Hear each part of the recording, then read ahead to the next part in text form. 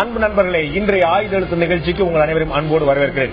திராவிட முன்னேற்ற கழகத்துடைய மாவட்ட செயலாளர் கூட்டம் இன்று சென்னையில் நடந்திருக்கிறது. திமுக தலைவர் தலைமையில் நடந்த இந்த கூட்டத்தில் 2 முக்கியமான தீர்மானங்கள் நிறைவேற்றப்பட்டிருக்கின்றன. தமிழக முதலமைச்சராக இருந்த அதிமுகவுடைய பொதுச் செயலாளர் ஜெயலலிதாவுடைய கைதுக்கு பிறகான சம்பவங்கள் மற்றும் வன்முறைகள் பற்றி திமுக தரப்பில் கடுமையான திமுகவுடைய மாவட்ட செயலாளர் கூட்டத்தில் கடுமையான கண்டனம் தெரிவிக்கப்பட்டிருக்கிறது. உடனடியாக மத்திய அரசில் தலையிட வேண்டும். நெருக்கடி நிலையை நினைவுபடுத்தக்கூடிய பல்வேறு சம்பவங்கள் நடந்து கொண்டிருக்கின்றன.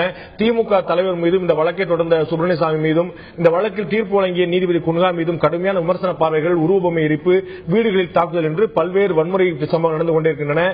பல்வேறு சேட்டைகள் தொடர்கின்றன என்ற வார்த்தை கூட திமுகவுடைய தீர்மானத்தில் இருந்தது. இதுபோன்ற கண்டனம் முதல் தீர்மானமாகவும், இரண்டாவது தீர்மானமாக விலைவாசி உயர்வு உட்பட பல்வேறு விஷயங்களை கருத்தில் கொண்டு அனைத்துக்கும் சேர்த்து சட்டம் ஒழுங்கு பிரச்சனை மற்றும் விலைவாசி உயர்வு உள்ளிட்ட அனைத்து விஷயங்களையும் சேர்த்து மாவட்டம் தோறும் திமுக மாவட்ட செயலாளர் உடனடியாக ஆங்காங்கே அறப்போராட்டங்கள் நடத்துவதற்கான ஏற்பாடுகளை செய்ய வேண்டும் என்று இரண்டாவது தீர்மானம் வலியுறுத்துகிறது. இந்த அறப்போராட்டங்கள் வலியுறுத்தக்கூடிய விஷயம் என்ன? ஏற்கனவே அதிமுக தரப்பில் இதுபோன்ற போராட்டங்கள் நடக்கிறது, அதனால்தான் வன்முறை விரிந்திருக்கிறது என்ற ஒரு குற்றச்சாட்டு வைக்க திமுக நடத்தக்கூடிய போராட்டம் ஒரு பதிலுக்கு பதிலாக பார்க்கப்படுமா, இல்லாத மக்களுடைய உணர்வுகளை வெளிப்படுத்தக்கூடிய, அவர்களுடைய உணர்வுகளுடைய பிரதிபலிப்பாக இருக்கக்கூடிய ஒரு போராட்டமா இருக்கிறதா? திமுகவுடைய இந்த போராட்ட அறிவிப்பு அர்த்தம் உள்ளதா, அரசியலா? இதை பற்றி தான் இந்த ஆயுத எழுத்து நிகழ்ச்சியில் விவாதிக்கிறோம். அதற்கு முன்னால் இது பற்றிய தொகுப்பை இப்போது பார்த்துவிடலாம். சொத்து வழக்கில் அதிமுக பொதுச் செயலாளர் ஜெயலலிதாவின் ஜாமீன் மனு மறுக்கப்பட்டதை தொடர்ந்து தமிழகத்தில் மீண்டும் அசாதாரண சூழ்நிலை ஏற்பட்டது. அசம்பாவித சம்பவங்களை தவிர்க்கும் வகையில் மக்கள் அமைதி காக்க வேண்டும் என்று முதல்வர் பன்னீர்செல்வமும் வேண்டுகோள் விடுத்துள்ளார். இதற்கிடையே போராட்டத்தில் ஈடுபடுபவர்கள் அத்துமீறி நடந்து கொள்வதாகவும், தமிழகத்தில் சட்டம் ஒழுங்கு சீர்குலைந்து விட்டதாகவும் விஜயகாந்த், வைகோ உள்ளிட்ட எதிர்க்கட்சித் தலைவர்கள் தொடர்ந்து குற்றம் சாட்டி வருகின்றனர். இவர்களை விட ஒருபடி மேலே போய் போராட்டக்காரர்களால் சேதம் விளைவிக்கப்பட்ட பொது சொத்துக்களுக்கு அதிமுகவிடம் இழப்பீடு வசூலிக்க வேண்டும் என்றும் கோரிக்கை விடுத்துள்ளார் டாக்டர் ராமதாஸ். இந்நிலையில் ஜெயலலிதா கைதுக்கு பின் நடந்து வரும் வன்முறை சம்பவங்களை கண்டிப்பது என்றும், தமிழகத்தில் சட்டம் ஒழுங்கை பாதுகாக்க மத்திய அரசு உடனடியாக நடவடிக்கை எடுக்க வேண்டும் என்றும், இந்த கோரிக்கைகளை வலியுறுத்தி திமுகவினர் போராட்டத்தில் ஈடுபடுவது என்றும் அதிரடி தீர்மானங்களை நிறைவேற்றி தமிழக அரசியலை மீண்டும் பொதுநிலைக்கு கொண்டு சென்றுள்ளார் திமுக தலைவர் கருணாநிதி. இந்நிலையில் ஜெயலலிதாவுக்கு எதிரான ஜாமீன் மனு மறுக்கப்பட்டு போராட்டங்களும் ஓரளவு ஓய்ந்துவிட்ட நிலையில் திமுக சார்பில் திடீரென இப்படி ஒரு தீர்மானங்கள் நிறைவேற்றியிருப்பது தமிழக அரசியலில் பெரும் பரபரப்பை ஏற்படுத்தியுள்ளது. போராட்டத்தால் சட்டம் ஒழுங்கு கெட்டுவிடும் என்றால் இன்னொரு போராட்டம் அதற்கு தீர்வாக அமைந்து விடுமா என்ற கேள்வியும் பிரதானமாக எழுந்துள்ளது. திமுக போராட்ட அறிவிப்பு அர்த்தமுள்ளதா, அரசியலா? மக்களுடைய எண்ண உணர்வுகளுடைய பிரதிபலிப்பா அல்லது பதிலுக்கு பதிலான ஒரு நடவடிக்கை? திமுகவுடைய போராட்ட அறிவிப்பில் மிஞ்சி நிற்பது என்ன? அர்த்தம் உள்ளதா அல்லது அரசியலா? இதை பற்றி தான் இந்த ஆயுத எழுத்து நிகழ்ச்சி விவாதிக்க இருக்கிறோம். இந்த நிகழ்ச்சி நம்முடைய ஓய்வு பெற்ற மூத்த ஐஏஎஸ் அதிகாரி திரு முருகன் அவர்கள் முன்னிருந்திருக்கார். அதேபோல அதிமுகவுடைய முன்னாள் எம்பி திரு முத்துமணி அவர்கள் முன்னிருந்திருக்கார். அதேபோல மார்க்சிஸ்ட் கம்யூனிஸ்ட் கட்சியுடைய மூத்த தலைவர் திரு கனகராஜ் அவர்கள் முன்னிருந்திருக்கார். அதேபோல திராவிட முன்னேற்ற கழகத்தைச் சேர்ந்த வழக்கறிஞர் திரு பிரசன்னா அவர்கள் முன்னிருந்திருக்கார். உங்க 4 பேரும் இந்த நிகழ்ச்சிக்கு வரவேற்க நண்பர்களே. நான் முதல்ல பிரசன்னாட்டம் தான் ஆரம்பிக்கணும்னு நினைக்கிறேன். சட்டப்படி, நியாயப்படி, முறைப்படி, தர்மப்படி எல்லாப்படியும் இன்னைக்கு திராவிட முன்னேற்ற கழகத்துடைய போராட்ட அறிவிப்பு வந்திருக்கனால எனக்கு சில விஷயங்கள் மட்டும் சந்தேகம் எழுப்புது. இப்ப இந்த மாவட்ட செயலாளர் கூட்டம், இதுல நிறைவேற்றப்பட்டிருக்கூடிய 2 தீர்மானங்கள் உண்மையிலேயே சட்டம் ஒழுங்கு மீது திமுகவுடைய மாவட்ட செயலாளர் கூட்டத்தை கூட்டி அதற்கு 4 பக்கத்துக்கு அது பற்றி மட்டுமே ஒரு கண்டனத்தையும் 2 பக்கத்துக்கு மற்ற கண்டனத்தையும் தெரிவிக்கிற அளவுக்கு மிகப்பெரிய சட்டம் ஒழுங்கு சீர்கெட்டிருப்பதாக திமுக உண்மையிலேயே நினைக்கிறதா? கெடலன்னு நீங்க நினைக்கிறீங்களா? நான் இந்த பதில் சொல்றதுல இருந்தாலும் சொல்லலாம், என்னுடைய ஒப்பீட்டளவுல கெடலன்னு நான் சொல்லுவேன். சரி, உங்களுடைய பார்வை வேண்டுமானால் அப்படி இருக்கலாம். கடந்த 10 நாட்களாக 2 விஷயம் இங்க பேச வேண்டிய மிக முக்கியமான விஷயம் என்னன்னா, திராவிட முன்னேற்ற கழகம் முறைப்படியாக மாவட்ட செயலாளர்களை கூட்டி ஒரு முக்கிய எதிர்க்கட்சியாக, மக்களை குறித்து சிந்திக்கிற எதிர்க்கட்சியாக, மக்களினுடைய அன்றாட வாடிக்கையான அவருடைய சராசரி வாழ்க்கை பாதிக்கப்பட்டிருக்கிற சூழ்நிலையில் அது குறித்து ஒரு எதிர்க்கட்சியாக மாவட்ட செயலாளர்களை கூட்டி ஒரு கூட்டம் போட்ட உடனேயே இங்கு வருகிற செய்தி என்னவென்று சொன்னால், இது அரசியலாக்கப்படுகிற நிகழ்வாக இருக்கிறது. கடந்த 10 நாட்களாக இந்த தீர்ப்பு குறித்து தலைவர் கலைஞர் எந்த செய்தியும் வெளியிடவில்லை என்று சொன்னால் ஏன் மௌனமாக இருக்கிறார்கள் என்கிற கேள்வி வருகிறது. இது இந்த நிலைப்பாட்டு ஒப்பீட்டளவுல பாருங்க. ஒரு எதிர்க்கட்சியாக அன்றைக்கு தலைவர் கலைஞர் 27ஆம் தேதி தீர்ப்பு வருகிறது. தீர்ப்பு வந்த உடனேயே அது குறித்து அரசியல் விமர்சனம் எதையும் வெளியிடவில்லை. ஆனால் அன்றைக்கு மாலை தலைவர் கலைஞர் ஒரு அறிக்கையை கவர்னருக்கும் உள்துறை அமைச்சர் ஜனாதிபதி பிரதமருக்கு அனுப்புகிறார். என்ன? சட்ட ஒழுங்கு சந்திசிரித்துக் கொண்டிருக்கிறது, எங்களுக்கு சட்ட ஒழுங்கை பாதுகாக்கிறவர்களை பற்றி பிரச்சனை இல்லை, ஆனால் மக்கள் பாதுகாக்கப்பட வேண்டும். அந்த நடைமுறை 27 இருந்து இன்றைக்கு வரைக்கும் நடந்து கொண்டிருக்கிற அந்த அராஜக போக்கை, நினைத்த இடத்தில் டென்ட் போட்டு உட்காருவது, நினைத்த கோவில் கோபுரங்களை கொளுத்துவது, எல்லாவற்றையும் செய்து கொண்டு இன்னும் ஒவ்வொரு துறையாக பர்டிகுலர்லி டிபார்ட்மெண்ட் வைஸா போய் இன்னைக்கு எங்களுக்கு ஆதரவா நீ உண்ணாவிரதம் என்கிற மறைமுக உத்தரவுகளை பிறப்பித்துக் கொண்டிருக்கிற இந்த நிலையில் நீங்கள் சட்ட ஒழுங்கு கெடவில்லை என்று நீங்கள் கருத்து கூறவில்லை என்று சொன்னாலும் நீங்கள் சொன்ன அந்த சட்ட ஒழுங்கு கெட்டு இருக்கிறது. அதை குறித்து மக்களுக்கு கொண்டு போக வேண்டிய அறவழி போராட்டத்தை முன்னெடுக்கிற ஒரு நியாயமான எதிர்க்கட்சியாக திமுக இன்றைக்கு செயல்பட்டு இருக்கிறது. உங்களுக்கு நான் திருப்பி ரீப்ளே போட்டு காட்ட முடியும். நான் சட்டம் ஒழுங்கு கெடவில்லை என்று சொல்லை ஒப்பீட்டளவில் கெடவில்லை என்று நான் வார்த்தையை பயன்படுத்தினேன். திரு முத்துமணிட்ட நான் சொல்ல ஒரு கேட்க விரும்புறேன். திரு பிரசன்னாவுடைய பார்வையில் பாத்தீங்கன்னா 27ஆம் தேதியிலிருந்து இன்னைக்கு வரைக்கும் வந்து சட்டம் ஒழுங்கு சந்தி சிரிக்கிறது அப்படின்னு சொல்லி சொன்னார். அவருடைய தலைவருடைய அறிக்கையிலும் சரி, அவங்களுடைய திமுக தீர்மானத்திலும் சரி அதுபோல குறிப்பிடப்பட்டிருக்குது. இல்ல அப்படின்னு என்ன சொல்ல போறீங்க? அவர் சில பாயிண்ட்களை முன்வைக்கிறார். ஒவ்வொரு துறையாக போய் நீங்கள் வந்து ஆர்ப்பாட்டம் நடத்துங்க, இன்னைக்கு வந்து விடுமுறை விடுங்க, இன்னைக்கு வந்து போராட்டம் நடத்துங்க, உங்களுடைய மாணவர்கள் ஊர்வலம் செல்ல சொல்லுங்க சொல்லிட்டு அறிவிக்கப்படுறதும், நினைத்த இடங்கள்ல ஆர்ப்பாட்டம் திடீர்னு முளைக்கிறது நம்ம பார்த்திருக்கோம். நீங்க அரசியல் வந்து நீண்ட இருக்கிறீங்க. ஒரு ஆர்ப்பாட்டம் ஒரு உண்ணாவிரதம் நடத்துறதா இருந்தா அனுமதி பெறுவதற்கே எவ்வளவு சட்ட சிக்கலை சந்திக்க வேண்டியிருக்கு, எவ்வளவு முறை நீதிமன்றக்கே பல முறை செல்ல வேண்டியிருக்குது. ஆனால் இங்கு நினைத்த இடங்களுக்கு கிடைக்கிறது. அப்படி இதெல்லாம் வந்து சட்டம் ஒழுங்கு கட்டுப்பாட்டில் இல்லை என்பதற்கான உதாரணங்கள் அப்படிங்கிறது அவருடைய பார்வை. இல்ல, தமிழ்நாட்டை பொறுத்தளவில் கடந்த கால அரசியல் வரலாற்றை பார்த்தீங்கன்னு சொன்னா, திமுக ஆட்சி வந்தாலே ரவுடிகள் ராஜ்யம் நடக்கும், திமுக ஆட்சி வந்தாலே திமுக தலைவருடைய குடும்பத்தவர்களும் அந்த கட்சியுடைய நிர்வாகிகளும் காவல்துறையே தங்களுடைய கட்டுப்பாட்டில் கொண்டு வருவார்கள். அங்க வந்து நியாயம் கிடைக்காது, பாதிக்கப்பட்டவனே வழக்கு கொடுக்க போனாலும் அவன் மேலதான் வந்து வழக்கு நடக்கும், கேஸ் போடுவாங்க. ரொம்ப வேகமான அரசியல் மாதிரி சொல்லுவாங்க. சம்பவங்கள் சொல்லி நம்ம அதிமுக ஆட்சி வந்து புரட்சித் தலைவர் காலத்திலும் சரி, அம்மாவுடைய ஆட்சி காலத்திலும் சரி, அம்மாவுடைய ஆட்சியோடு என்று நினைக்கிற அனைத்து இந்திய அண்ணா திமுக ஆட்சி என்பது சட்டம் ஒழுங்கை முழுமையாக இதய சுத்தியோடு பாதுகாக்க வேண்டும் என்ற முனைப்புடன் செயல்பட்டு வருகிற ஒரு அரசு. இன்றைக்கு திமுக நிறைவேற்றிய தீர்மானத்தில் உண்மைகளும் இல்லை. அது வந்து அந்த தீர்மானங்கள் வந்து இன்றைக்கு தோற்றுப்போன திராவிட முன்னேற்ற கழகம், மக்களால் அகற்றப்பட்ட திராவிட முன்னேற்ற கழகம் தாங்களும் அரசியல் இருக்கிறோம் என்று காட்டிக்கொள்ள வேண்டிய நிலைமைக்கு வந்திருக்கிறது. அதை காட்டி இன்னொரு கருத்து என்னன்னு சொன்னால், அந்த கட்சியுடைய தலைவர் பதவிக்கு மூத்த மகனா இளைய மகனா அல்லது தான் தக்க வைத்துக் கொள்ள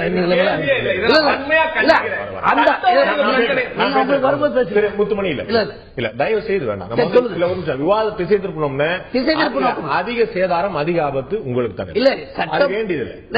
சட்டம் ஒழுங்கை பொறுத்தளவில் நிர்வாகத்தில், காவல்துறையுடைய நிர்வாகத்தில் அனைத்து இந்திய அதிமுக சேர்ந்த யாருமே எந்த காலகட்டத்திலுமே இடையூறு செய்தது கிடையாது. அவங்களுடைய நிர்வாகத்தில் சட்டப்படி நடக்க வேண்டும் அம்மாவுடைய உத்தரவு.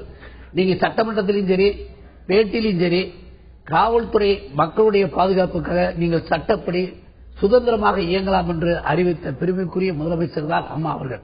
அந்த அடிப்படையில் இன்றைக்கு சட்டத்தை பேணி காப்பது இன்றைய அரசு முழுமையாக ஈடுபட்டு வருகிறது.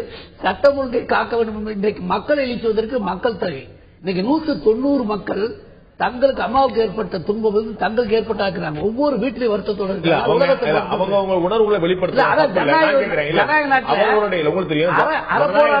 அறப்போராட்டங்கள் அனுமதிக்கப்பட்டதுதான். நான் கேட்பது, ஒரு உண்ணாவிரதம் ஒரு போராட்டம் நடப்பதா இருந்தா வள்ளூர் கோட்டத்தில் நடத்தணும், அது வள்ளூர் கோட்டத்துக்கு பின்னாடி வந்து யாருக்குமே தெரியாம நடத்தணும், இங்க வந்து சேப்பாக்கத்துல வந்து ஸ்டேடியத்துக்கு எதிர் நடத்தணும் அப்படின்னு 2 இடங்கள் இருக்கு. நம்ம நினைச்சது பண்ண முடியாது. இன்னைக்கு நம்ம போற இடங்கள்லாம் ஒரு கொடியும், போற இடங்கள்லாம் ஒரு குடிசையும் பார்க்க முடியும். காரணம் என்னன்னு கேட்டீங்கன்னா ஒரே ஒரு காரணம் தான், மக்களுடைய எழுச்சி, மக்கள் தலைவி, நம்முடைய தாய், நாட்டை வழிநடத்தி வந்த நல்ல திட்டங்கள் கொடுத்த அம்மா அவர்கள் மீது உண்மைக்கு புறம்பா கீழமை நீதிமன்றம் கொடுத்த ஒரு தீர்ப்பு, முடிவான தீர்ப்பு இல்லாமல் இருக்கும்போது இப்படி நாம் கொடுத்த முதலமைச்சர் பதவியை எடுத்துவிட்டு தமிழ்நாட்டை நிற்கதி ஆகிவிட்டது என்று மக்கள் என்னுடைய கேள்வி சரியா புரிய வைக்க முயற்சி பண்றேன். நான் கேட்கறது வந்து இந்த போராட்டங்கள் இதெல்லாம் நடக்குது இல்ல, போராட்டங்கள் தன்னெழுச்சியா நடக்குதுன்னு நானும் ஏத்துக்கிறேன், இருந்துட்டு போட்டோம். இதற்கு அனுமதி கொடுக்கக்கூடிய காவல்துறை இப்படி உணர்ச்சப்பட முடியாது. மக்கள் உணர்ச்சிப்படலாம், அவருடைய உணர்ச்சி பெருக்கல் அவர்கள் எதனால் செய்யலாம். ஆனா காவல்துறை என்பது சட்டத்தையும் நீதியையும் ஒழுங்கையும் மட்டுமே பார்க்க வேண்டிய விஷயம். யார் கைதானார்கள், யார் சிறை சென்றார்கள், யாருக்காக வந்திருக்காங்க, அவர்களுக்கு வந்து என்ன மதிப்பு இருக்கிறது அப்படிங்கறத பார்க்காம சட்டம் ஒழுங்கை கேட்டுவிடாமல் இருப்பதற்கு ஒழுங்கமைவுக்காக, to maintain the order also, not only law, order also பார்க்கறதுக்காக அவங்க வந்து அனுமதி கொடுக்கறதுல சில வரையறைகள் வேண்டாமா அப்படின்னு என்னுடைய கேள்வி. இல்ல இங்க நீங்க காவல்துறை சேர்ந்த ஒருத்தர் இருந்தா சம்பந்தப்பட்டவருக்கு சரியான பதில் சொல்ல முடியும். என்னை பொறுத்தவரை காவல்துறை மக்களுக்கு எந்த பாதிப்பும் இல்லாத அளவிற்கு நடவடிக்கை எடுக்கிறார்கள் என்றுதான் மக்கள் போல நான் கருது. திரு கனகராஜ் நான் கேட்க விரும்புறேன், உங்களுடைய பார்வையில இந்த திராவிட முன்னேற்ற கழகம் அறிவித்திருக்கக்கூடிய போராட்டம் அப்படிங்கிறது எதிர்க்கட்சிகள் நியாயமா செய்ய வேண்டிய விஷயமா பாக்குறீங்களா, அல்லது இதுல ஒரு அரசியல் நோக்கம், அரசியல் ஆதாயம் பெறுவதற்கான ஒரு முயற்சியா பாக்குறீங்களா? இல்ல, முதல்ல 2 விஷயம் நான் சொல்ல விரும்புறேன்.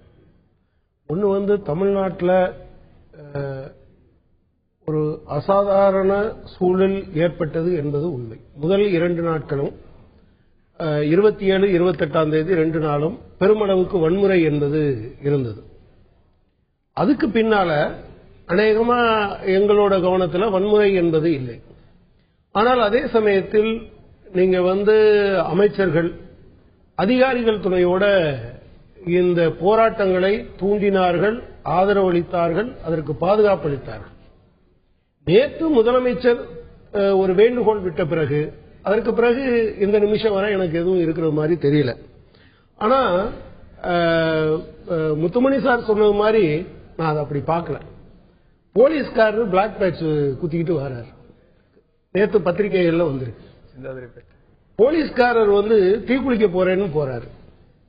அப்போ இந்த மாதிரியான நபர்கள், அதாவது ஒரு ஒழுங்குபடுத்த வேண்டிய நபர்களே இதுல ஈடுபட்டாங்கன்னா என்ன பிரச்சனை என்று வருகிறது.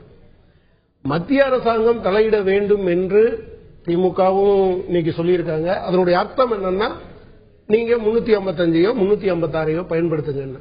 திமுக கொள்கை அளவில் 356 வேண்டாம் என்று சொல்லுகிற கட்சியாக இருக்கு. ஆனா எப்பெல்லாம் அதிமுக வருதோ ஏதாவது ஒரு சமயத்தில் இந்த மாதிரி 356 பயன்படுத்த வேண்டும் என்று கேட்கிற அந்த ஏற்பாடு இருக்கு. நீங்க 355 356 அந்த வார்த்தை அதுல இல்ல, ஆனா அதே சமயத்தில் அந்த மாதிரி இருக்கு. அப்ப எனவே போலீஸ் ஃப்ரீயா இருந்தாங்க, அதிமுக காலத்தில் தலையீடே இல்லாமல் இருந்திருந்தார்கள் என்று சொல்வது உண்மையானால், இந்த காலத்தில் எல்லா இடத்துலையும் நமக்கு தெரியும். அப்புறம் அவர் போற போக்குல ஒண்ணு சொன்னார், எந்த குற்றமும் செய்யாத அம்மா என்று கீழமை நீதிமன்றம் சொல்லிட்டதுனாலேயே அப்படின்னு சொன்னார்.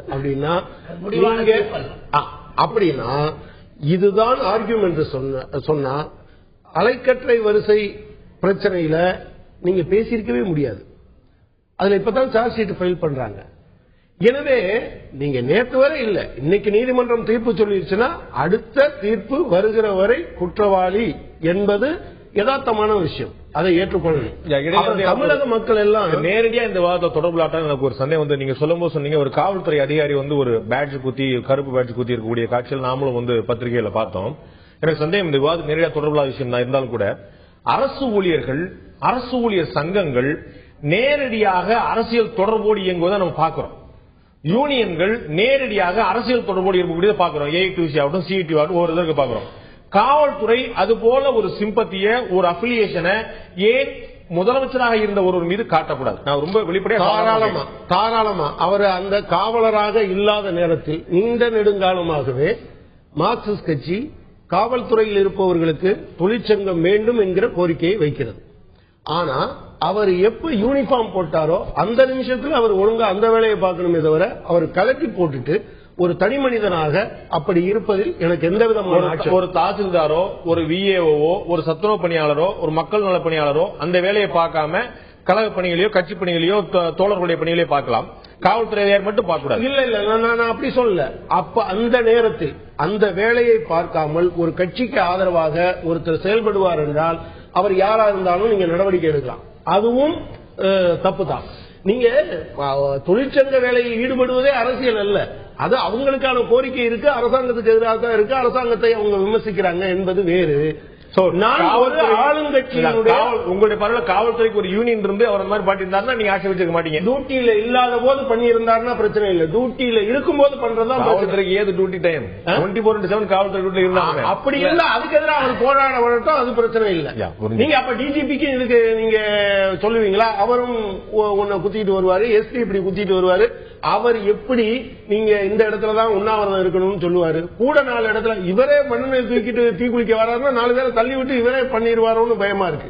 எனவே அதுதான் பிரச்சனை. திரு முருகன் கேட்க விரும்புறேன். இந்த 10 நாள் நிலவரத்தை உங்களுடைய மனசுல பார்க்கும்போது திரு பிரசன்னா சொல்றார் சட்டம் ஒழுங்கு சந்தி சிரிக்கிறது என்று, திரு முத்துமணி சொல்றார் சட்டம் ஒழுங்கு ரொம்ப அமைதியா இருக்கு, பொதுமக்களுடைய கொந்தளிப்பு அமைதியா பார்க்க முடியும்.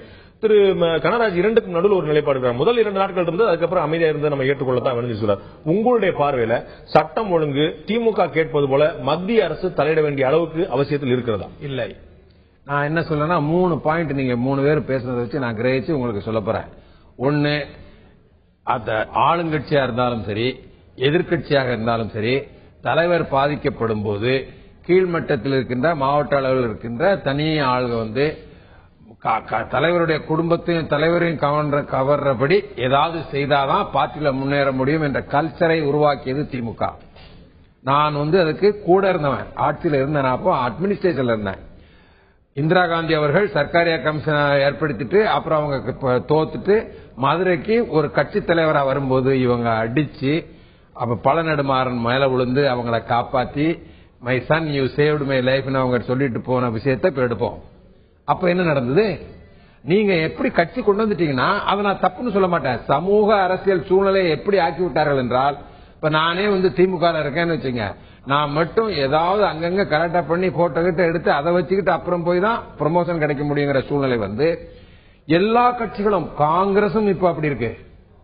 தயவு செய்து இதை நான் அரசியலுக்கு சொல்லல, சமூக சிந்தனையோட சொல்றேன். அந்த சூழ்நிலையில் அம்மா பாதிக்கப்பட்டு விட்டார்கள் என்று காட்ட வேண்டிய கடமையினால் உந்தப்பட்ட கட்சிக்காரர்களும், நான் மனசார சொல்றேன், நிறைய பேரு இந்த நிறைய பாப்புலாரிட்டி சிம்பதி பில்டப் ஆயிடுச்சு.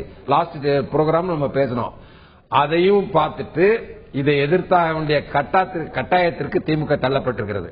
இது எப்படி விட்டோம்னா என்ன ஆகும்? மக்கள் மத்தியில் நிறைய அவங்களுக்கு ஆதரவு பெறுகிறோம், அரசியல் சூழ்நிலை உருவாச்சு, அதனால பண்றாங்கிறது என்னுடைய கருத்து. ஒண்ணு, கவர்மெண்ட் சர்வெண்டா என்னைக்கு நீங்க ஜாயின் பண்ணீங்களோ அன்னைக்கு நீங்க டிரெஸ் போடாத போதோ இல்ல ஓய்வு நேரத்திலயோ டியூட்டி நேரத்துல ஒரு அரசியலும் பண்ண முடியாது, எந்த கட்சிக்கும் போகக்கூடாது, எழுதப்பட்ட சட்டம். அதை திருத்தாமல் ஐயா சொல்றபடி நான் அதை ஏத்துக்க முடியாது. அதாவது அவர் இப்போ சப் இன்ஸ்பெக்டரா இருந்தா கொடியை அவர் வச்சுட்டு வர்றது சரியல்ல. ஆனால் இதற்கும் ஆளுங்கட்சிக்கு எந்த சம்பந்தம் கிடையாது. அவர் என்ன நினைப்பாரு, நம்ம இப்படி ஒரு மாதிரி இந்த கட்சிக்கு வேண்டிய ஆள் மாதிரி காட்டிக்கிட்டா நமக்கு டிபார்ட்மெண்ட்ல இம்பார்ட்டன்ஸ் வரும், அவர் தப்பா நினைக்கிறாரு. அது அடுத்து திமுக ஆட்சி வந்தா தனக்கு என்ன அவர் எதிர்பார்க்க மாட்டாரோ, அதெல்லாம் அவர் நினைப்பாரு, வராதுன்னு நினைப்பாரு. அப்ப வரவனை பிடிச்சுக்கலாம், அப்படி கல்ச்சரை கொண்டு வந்துட்டோம் நாம. நான் யாரையும் குறை சொல்லல, ரைட்டோ தப்போ நம்ம அந்த சூழ்நிலைக்கு தள்ளப்பட்டு விட்டோம் தமிழ்நாடுங்கிறது கூட இருந்து பார்த்தவனா. அப்புறம் இதுதான் லா அண்ட் ஆர்டர் ரொம்ப மோசமா இருக்கிற சூழ்நிலை. இப்ப மத்திய அரசு தலையிட்டு 356 355 இன்ட்ரோடியூஸ் பண்ணணும்னா அதை விட ஒரு கேலிக்கூத்தான அரசியல் எதுவுமே கிடையாது. இப்ப நடந்தது அங்கங்க தன்னுடைய உணர்ச்சிகளை வெளிப்படுத்துகின்ற போராட்டங்களாகத்தான் நான் நினைக்கிறேன். இது மத்திய அரசு தலையிட வேண்டிய அவசியம் இல்லை, அப்படி ஒரு கோரிக்கை எழுமானால் அது கேலி கூத்து என்று திரு முருகன் சொல்கிறார். அப்படியானால் தமிழக முதலமைச்சர் திரு ஓ பன்னீர்செல்வம் நேற்று ஒரு அறிக்கை வெளியிட்டார். போராட்டங்கள் ஆர்ப்பாட்டங்கள் வேண்டாம், தமிழகம் அமைதி பூங்காவாக திகழ்கிறது, அந்த அமைதி பூங்கா என்ற பெயருக்கு இழுவேறு ஏற்படுத்த எதிர்க்கட்சிகள் சதி செய்கின்றன, அதற்கு நாம் இலக்காகி விடக்கூடாது என்று முதலமைச்சர் திரு ஓ பன்னீர்செல்வம் அறிக்கை விடுகிறார்.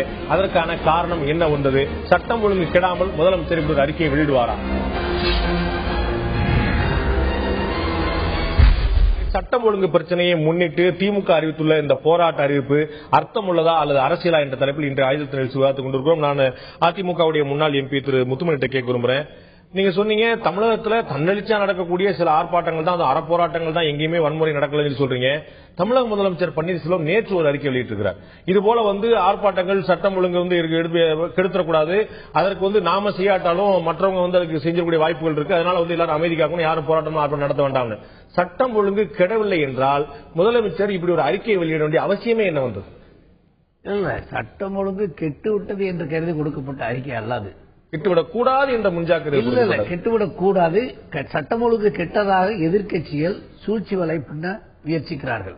அப்படி பார்த்தா நீங்க 2ஆம் நாளே கொடுத்திருந்தீங்க, இன்னும் பாராட்டு கிடைச்சிருக்கீங்க. 23ஆம் தேதியே கொடுத்திருந்தீங்க, பாராட்டு கிடைச்சிருக்கீங்க. உடனடியாக ஒரு 2 எதிர்பார்க்கல, இல்ல அங்க தளர்வு ஏற்பட்டது. உடனடியாக தமிழக முதலமைச்சரே அறிக்கை விட்டார்.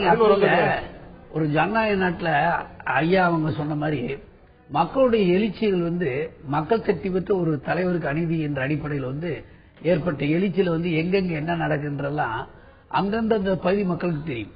ஆனால் சட்டம் ஒழுங்கை முறைப்படி காவல்துறை பேணி காத்துக் கொண்டு வருகிற போது முதலமைச்சர் ஒன்றுமே பேசவில்லை என்ற கருத்து கூட சொல்லுகிற போது அதற்கு கூட இடம் கொடுக்க கூடாது என்ற அடிப்படையிலும், மேலும் சட்டம் ஒழுங்கை பாதுகாப்பதில் இந்த அரசு அம்மாவுடைய வழிகாட்டுதல் அனைத்து இடமாக இருக்கிறது. அதுதான் உங்களுடைய நோக்கமா இருந்தால் 29ஆம் தேதி நீங்க கொடுத்திருந்தீங்கன்னா இன்னும் பாராட்டு கிடைச்சிருக்குமே.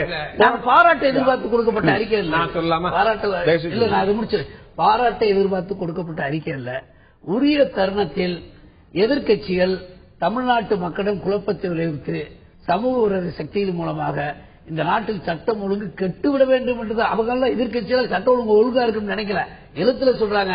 ஆனா அந்த ஆட்சிக்கு எப்படியாவது கெட்ட எல்லா வகையிலும் தோத்துட்டாங்க. மக்கள் மன்றத்தில் அம்மாவை எதிர்த்து, அதிமுக எதிர்த்து எல்லா மன்றத்திலுமே தோத்து விட்டதுனால இப்ப அரசியல் பண்றதுக்கு அவங்க வாய்ப்பு இல்லை. அதனால ஏதாவது குழப்பத்தை உருவாக்கணும்னு முயற்சிக்கிறார்கள் என்ற நிலை அதிகமாக வருவதை கண்டவுடன் நிச்சயமாக காவல்துறை இருக்குது. அந்த மாதிரி குழப்பங்கள் ஏங்க எல்லா நாளும் காவல்துறை இருந்தாலும் கூட மக்களுக்கு முழுமையான நம்பிக்கை இந்த ஆட்சி மீது இருக்கிறது என்பது முதலமைச்சருக்கு தெரியும். இருந்தாலும் கூட அவருடைய கடமையாக கருதி சமூக விரோதிகளிடம் இந்த நாட்டில் சட்ட ஒழுங்கை கெடுத்துவதற்கு இடம் கொடுக்காதீர்கள் என்ற விழிப்புணர்வை உருவாக்குவதற்கு தான் இந்த அறிக்கை கொடுத்திருக்காங்க. அந்த விழிப்புணர்வை 2ஆம் நாளே கொடுத்துக்கலாமே அப்படின்னு எனக்கு ஒரு சந்தேகம் வந்து. விழிப்புணர்வு 10 நாள் கழிச்சு கொடுக்க வேண்டிய 27ஆம் தேதி நம்ம கைது நடக்குது. அதன் பிறகு 2 நாள் ஒரு முதலமைச்சர் மற்றவர்கள் அதாவது கடுமையான சட்டம் ஒழுங்கு கெட்டதுன்னு சொல்லிட்டு அவர் சொல்றாரு. ஆனா மற்றவர்கள் ஓரளவு தான் நடந்துச்சு அவ்வளவு நடக்குதுன்னு சொல்றாங்க. என்னுடைய கருத்தை சட்டம் ஒழுங்கை கெடுப்பதற்கு சமூக விரோதிகளை பயன்படுத்தி திமுக உள்ளிட்ட எதிர்க்கட்சிகள் தோல்வியுற்றவர்கள் அதிமுக அரசுக்கு களங்க விளைவிக்க முயற்சிக்கிறார்கள் என்பதை நாட்டு மக்களும் அதிமுகவும் விழிப்புணர்வோடு இருந்து அந்த நிலை ஏற்படாமல் பாதுகாக்க வேண்டிய கடமை இருக்கிறது நினைவூட்டி இருக்கிறார். உள்ளபடி ஒரே ஒரு செய்தி மட்டும் அப்புறம் நிச்சயமா உங்கள்ட்ட வரேன். அதுக்கு முன்னாடி 2 பேர் குறுக்கிட்டு இருக்காங்க வரேன் அப்படின்னு. சுப்பிரமணிய சாமி வீட்டு முன்பும் திமுக தலைவர் வீட்டு முன்பும் நடந்த கல்விச்சோ மற்ற விஷயங்களுக்கோ யார் பொறுப்பு? திமுகவே செய்து விட்டதா? பாஜகவே சுப்பிரமணியசாமி வீட்டு மீது கல்லெறிந்ததா? எப்படி நடந்திருக்கும்? நீங்கள் நான் பார்வையாளர்கள் அல்ல. நடந்த சம்பவம் அந்த பகுதியில் யார் பாதிக்கப்பட்டிருந்தாலும் தைரியமா அவங்க சம்பந்தப்பட்டவர்கள் புகார் கொடுத்தால் நிச்சயமாக சட்டப்படி அனைத்து இந்த அதிமுக ஆட்சியில் நடவடிக்கை இருக்கும். தமிழக முதலமைச்சராக இருந்த ஜெயலலிதா மீதான வழக்கில் நீங்கள் புகாதாரும் அல்ல, நீங்கள் மனுதாரரும் அல்ல, நீங்கள் வழக்கில் வாதாடவும் இல்லை. அவர் நிரபராதி என்று நீங்கள் எதிர்த்து சொல்றீங்க. நீங்க நிரபராதி சுப்பிரமணியசாமி வீட்டு கல்லெறிஞ்சா அது நான் பார்க்கலன்னு சொல்லுவீங்க. இல்ல வழக்குல நீங்க எப்படி இந்த கருத்து சொல்றீங்க? எந்த வழக்குல? தமிழக முதலமைச்சராக இருந்த ஜெயலலிதா மீதான வழக்கு மேல எப்படி கருத்து சொல்றீங்க? அந்த வழக்கு கூட நான் ஒரு சாட்சியில நீங்க ஒருத்தரா இருக்கலாம். வழக்குடைய முழுமையான வாதங்கள் நிற்க முடியாது. சாட்சினா ஒரு விஷயம் சாட்சி சொல்லிருக்கீங்க. பிரசம்ஷன்ல ஒரு சம்பவம் நடந்தது என்பது வழக்குல நம்ம சம்பந்தப்பட்ட விஷயங்கள்லாம் நம்ம ஒவ்வொரு நாளும் பார்த்து கொண்டு இருக்கிறோம். இது சம்பந்தமான விஷயங்கள் நம்மை போன்றவர்களுக்கு வெளியே தெரிகிறது. நானும் ஒரு வழக்கறிஞர் என்ற முறையில் நான் பார்க்கிறேன். நிச்சயமாக அம்மா அவர்கள் நிரபராதி. அவர் மீது கொடுக்கப்பட்டுள்ள ஆவணங்கள், எதிர்ப்பாக கொடுக்கப்பட்டுள்ள ஆவணங்கள், சாட்சியங்கள் எதுவுமே முழுமையாக தெரிவிக்க முடியாத ஒரு ஆவணங்கள் தான், சாட்சியங்கள் தான். நிச்சயமாக மேல்முறையிட்டு அவர் வெற்றி பெறும் என்பது என்னுடைய கருத்து. ஆழமான நீங்க குறுக்கிட விரும்புறீங்க அவர் சொல்லும்போது. திமுக நண்பரே ஒரே பாயிண்ட் சொல்றேன் உங்களுக்கு. இதுல கட்சியை சார்ந்த தலைவர்களும் இடைப்பட்ட தலைவர்களும் மாவட்ட தலைவர்களும் கட்சியினரும் இதை ஒரு போராட்டமாக வெளிப்படுத்த வேண்டும் என்பதில் எந்த தயக்கமும் இல்லை. அதுல சந்தேகப்பட வேண்டிய அவசியம் இல்லை. முதலமைச்சர் அறிக்கை கொடுத்த பத்தி நீங்க பெனல்டிமேட் பாயிண்ட் வரீங்க. அப்படி இருந்துகிட்டே இருக்கு. அப்படி இருக்கும்போது என்ன ஆகுது? கட்சி சாராமல் அரசின் தயவு வேண்டும், அரசின் ஆதரவு வேண்டும் நினைக்கின்ற சில தனியார் பள்ளிகள் அமைப்பு கூட்டமைப்புன்னு ஒரு ஆளு இவங்க எல்லாம் வேலைய ஆரம்பிக்கிறாங்க. சோ கட்சியினுடைய போராட்டமாக எம்எல்ஏக்கள் உட்கார்றது, கட்சி தலைவர்கள் உட்கார்ந்து இருந்தது நைஸா அப்படி சைட்ல புகுந்த உடனே அந்த சூழ்நிலையில முதல்வருக்கே அறிவுரை சொல்றோம். என்ன மாதிரி ஆளுங்களே சொல்றோம், பாருங்க உங்களை விட்டு அவுட் ஆஃப் கண்ட்ரோல் போயிரும், தயவு செய்து நீங்க உடனே அறிக்கை கொடுக்க வேண்டிய அவசியம் வருகிறதுன்னு. அதைத்தான் அவர் கொடுத்திருக்காரு. நீங்க கேட்டீங்களா? நான் கேக்குறேன். இப்ப பள்ளிக்கூட நிர்வாகிகள் தனியார் சங்கம் நாங்க நாளைக்கு ஸ்கூலுக்கு லீவ் விடுறோம், தனியார் பொறியியலுக்கு லீவ் விடுறோம் சொல்லி சொன்னாங்க. ஒரு ஆர்ப்பாட்டம் பண்றாங்க, நாங்க உண்ணாவிரதம் போறோம், தாளாளர்கள் எல்லாம் உண்ணாவிரதம் போறோம் சொல்றாங்கன்னு அறிவிக்கிறாங்க. முதல் நாள் மறுநாள் வாபஸ் வாங்குறாங்க. வாபஸ் வாங்குற போது அரசுடைய தலையீடு நேரடியா தெரிகிறது. இல்ல இது பண்ண வேண்டாம், நீங்க ஒழுங்கா வாபஸ் வாங்கினா வாபஸ் வாங்குறாங்க அவங்க. அப்ப பண்ணதுக்கு அதுக்கு முன்னாடி பண்ணதுக்கு அரசு தலையீடு சந்தேகம் வரும். அந்த சந்தேகம் எல்லாருக்கும் வருது. இல்ல அரசுடைய தூண்டுதல், மறைமுக தூண்டுதல் பேர்லாம் செஞ்சிருப்பாங்களோ அப்படிதான் அனௌன்ஸ் பண்ணும்போது ஆளுங்கட்சி உறுப்பினர்கள் சந்தோஷமா கூட ஏற்றிருக்கலாம். ஆனா அதுக்கு எதிர்ப்பு வர ஆரம்பிச்சிச்சு. கோர்ட்டுக்கு போயிட்டாங்க சிலர் தலைவர்கள்லாம். இது என்னங்க, இது பிள்ளைகள் படிப்பு கெடுக்கிறீங்க, இப்பதான் முடிஞ்சு வருதுன்னு. அப்ப ஓஹோ இந்த போராட்டம் அம்மாவுக்கு ஆதரவாக பண்ணா கூட நம்மளை பாதிக்கும் என்ற உணர்வு வந்ததை நான் வரவேற்க வேண்டும். நீங்க நல்ல காரியத்தை கிரிட்டிசைஸ் பண்ண வேண்டாங்கிறேன். உணர்ச்சி பூர்வமாக கட்சியினர் போராடியது உண்மை. அதை கையில் எடுத்து எல்லோருமே தங்களுக்கு ஆதரவு வேண்டும் ஆளுங்கட்சியிடம் என்று நினைத்துக் கொண்டு அந்த பாலிடிக்ஸ் வரும்போது முதல்வர் பொறுப்பில் இருப்பவர் அது வேண்டான்னு சொன்னது நிதர்சனமான ஒரு நடவடிக்கை என்பது என்னுடைய கருத்து. அதாவது திருப்பூர்ல அந்த பின்னலாடை தொழிற்சாலையில பின்னலாடை தொழில இருக்கிறவங்களுக்கு ஒவ்வொருத்தரும் ஒரு நாள் ஸ்ட்ரைக் பண்ணணும். அப்படின்னா தான் டெய்லி நடந்த மாதிரி இருக்கும்னு அமைச்சர்கள் இன்ஸ்ட்ரக்ட் பண்ணாங்க. நீங்க இன்னொரு விஷயத்தை கூட இப்படி பார்க்க முடியும். தொழிலாளிகள் எல்லாம் போய் எல்லா தொழிற்சங்கங்களும் சேர்ந்து நாங்கள் வேலை நிறுத்தத்துக்கு தயாரில்லைன்னு சொன்னாங்க. நாம கேட்க முடியுமா? அந்த ஊர்ல இருக்கக்கூடிய அத்தனை தொழில் நடத்துவோரும் அதிமுகவை சேர்ந்தவர் என்று சொல்ல முடியுமா? முடியாது. நான் சார் கூட சொன்னாரு, போராட்டத்தில் ஈடுபட்ட சில பேர் போகாதவங்களை நான் விசாரிக்க சொன்ன போது இப்ப ஏன் போக மாட்டேன்றீங்கன்னா நாள் முழுவதும் அழ முடியலன்னு சொன்னாங்க. அதுவே ரொம்ப சீரியஸ். நீங்க உட்கார்ந்து இருக்கிறது பிரச்சனை இல்லை, காலையில இருந்து சாயங்காலம் வரை அழுகுறதுனா கஷ்டம்னு சொன்னாங்க. நேற்று முதலமைச்சர் சொன்ன தன்னெழுச்சியா வந்ததுன்னா முதலமைச்சர் சொன்ன அடுத்த நிமிஷத்துக்கு அப்புறம் 100% தமிழகம் முழுவதும். நான் கேட்கிறேன், நீங்க சொன்ன இந்த ஆர்ப்பாட்டங்கள் பின்னாளாடைய தொழிலாளர்களாகட்டும் இல்லாட்டி நாள் முழுக்க அழுத போராட்டங்கள் ஆகட்டும், இதனால சட்டம் ஒழுங்கு எங்க கெட்டது? அவங்க நீங்க சொல்ற மாதிரி சுயமா அழட்டும், காசு வாங்கிட்டு அழட்டும், இல்லாட்டி அழுத்தம் காரணமா அழட்டும், அழுதாலும் அலாட்டாலும் நமக்கு எங்க என்ன பிரச்சனை வந்துச்சு? நம்ம லா அண்ட் ஆர்டர் ப்ராப்ளத்தை எங்க கொண்டு நீங்க நான் அதைத்தான் சொன்னேன். நான் நீங்க 355ஐயோ 356ஐயோ பயன்படுத்த வேண்டும் என்று நாங்க சொல்லல. ஆனா அதே சமயத்துல நீங்க ஒரு தொழிலில் இருக்கக்கூடிய அத்தனை பேரையும் நிர்பந்திக்கிற ஏற்பாடு இருக்கு. அது உங்களுக்கு வெளிப்படையா அது உங்களுடைய யூகமா தான் இருக்க முடியும்.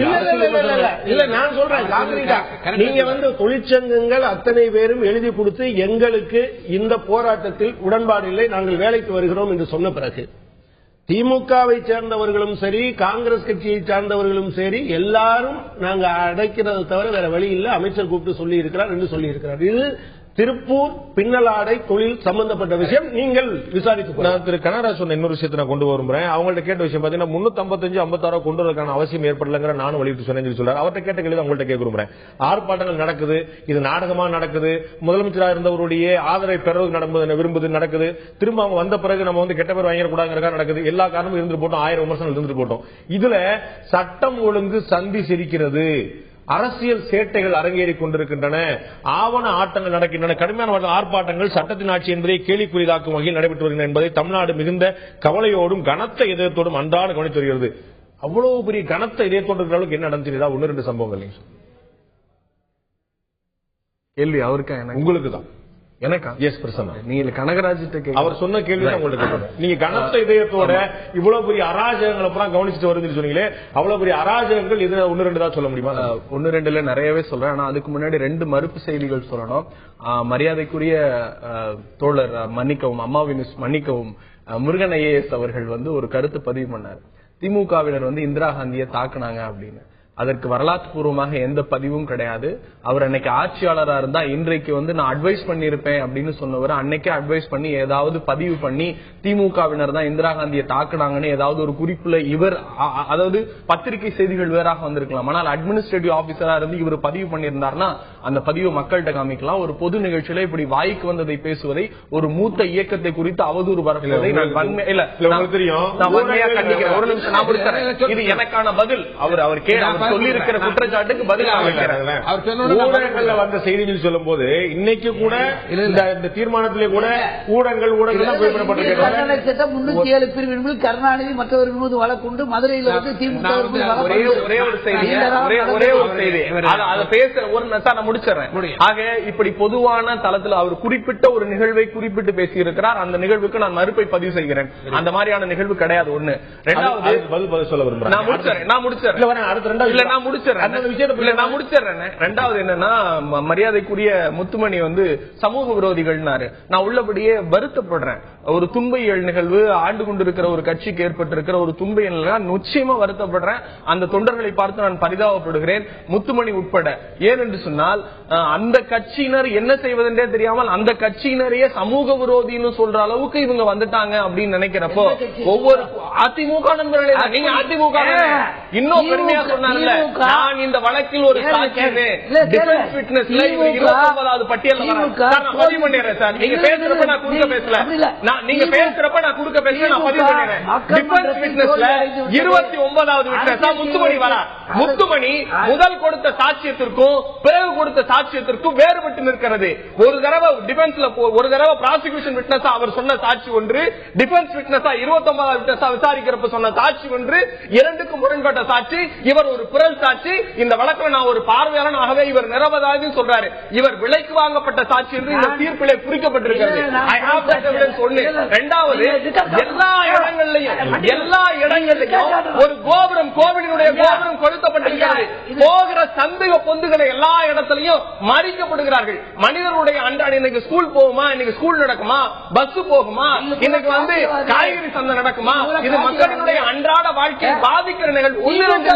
எல்லா இடங்களிலும் இருக்கு சார். அதை மறைக்கின்ற சில ஊடகங்களை வைத்துக் கொண்டு நாம் என்ன செய்ய முடியும்? இன்னைக்கு கூட இந்த 256 பதிவு பண்ணிட்டீங்க. நான் வர 2 விஷயங்கள் என்ன தனிப்பட்ட முறையில் சொல்லுங்க. நான் அந்த வழக்கில் சாட்சி, பிறல் சாட்சி என்று அறிவிக்கப்பட்டதாக நீங்கள் அறிவித்தால் நான் அரசியல் விட்டு விலகுவதற்கு தயாரா இருக்கேன். நீங்க ரெக்கார்ட் காட்ட முடியுமா? ஹாஸ்டைல் விட்டு நீங்க உங்களுக்கு வாய்ப்பு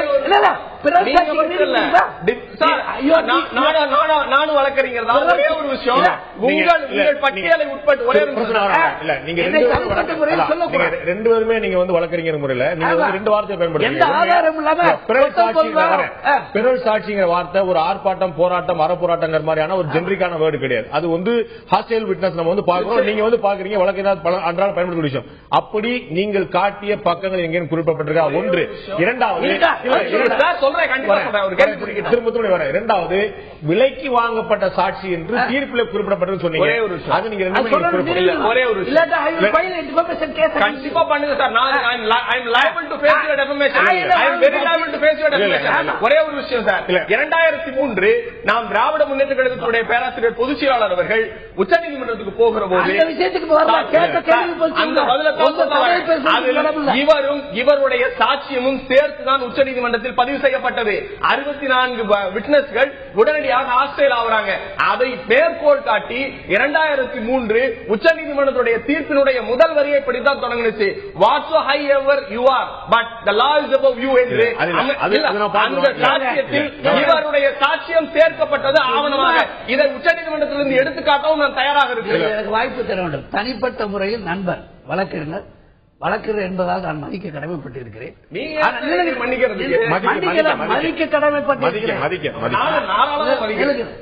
இவர் ஐயா மாதிரி அமைதியை நம்ம பேசணும். என்ன தனிப்பட்ட முறையில வாங்கப்பட்ட சாட்சின்னு சொன்னா, இந்த வாங்குறது, குடுக்குறது, ஆளுகளை செட்டப் பண்றது, ஆசில மாத்துறது. இந்த தினகரன் வழக்குல கூட தினகரன் பத்திரிகை அடிச்சாங்க. 3 பேர் இறந்தாங்க. அந்த 3 பேர் கோபி, வினோத், பாலகிருஷ்ணன். இன்னைக்கு அந்த குற்றவியல் வழக்குல தூண்டப்பட்டது கருணாவுடைய மகன் என்று அன்றைக்கே பத்திரிகைகள், ஊடகங்கள், செய்திகளா வந்தது. ஆனா அவர் மீது வழக்கு பாயவில்லை. அப்படிப்பட்ட அந்த 3 பேர் பயங்கரமா தினகரன் பத்திரிகை எரிச்சு கொன்ன வழக்குக்கு சோடா பாட்டில் வீசினாங்க, பெட்ரோல் குண்டு வீசினாங்க, தினகரன் பத்திரிகை வச்சாங்க. என்ன நாட்டுடைய பிரச்சனை? அது ஒண்ணும் இல்ல. குடும்ப பிரச்சனை, யாருக்கு செல்வாக்கு என்பதை முன்னிட்டு வன்முறை நடந்தது. இந்திரா காந்தி அடித்த வன்முறையாக ஒண்ணு மட்டும் சொல்லுங்க. இல்ல நான் வாங்கப்பட்ட சாட்சி என்றால் யாருடைய என்ன வாங்கினேன்? நான் பிறல் சாட்சி என்றால் அதற்குரிய ஆவணங்களும் கூட 30 உண்டா? உச்சநீதிமன்றத்தில் கோப்பில் ஒரே ஒரு செய்தி மட்டும் கருத்து தவறு. தினகரன் அடிப்படை ஆதாரம் நிச்சயமாக விவாதிக்க இருக்கிறோம். நிச்சயமாக அந்த மதுரையில் நடந்த எரிப்பு சம்பவம் நிச்சயமாக விவாதிக்க இருக்கிறோம். சட்டம் ஒழுங்கு பற்றி பேசிவிட்டு இந்திரா காந்தி மீது தாக்கல் நடந்த பேசி அதுக்கு பிறகு நடந்த விஷயங்கள் பேசாம இருக்க முடியாது. வரலாறு தெரியாதா? தெரியலன்னு சொல்லிட்டு போங்க. அதுக்காக இந்திரா காந்தி தாக்கவில்லை என்று ஐயா சொல்ற வரலாற்று மறைக்கிற இந்திரா உலகமே காரி துப்பும். இந்திரா காந்தி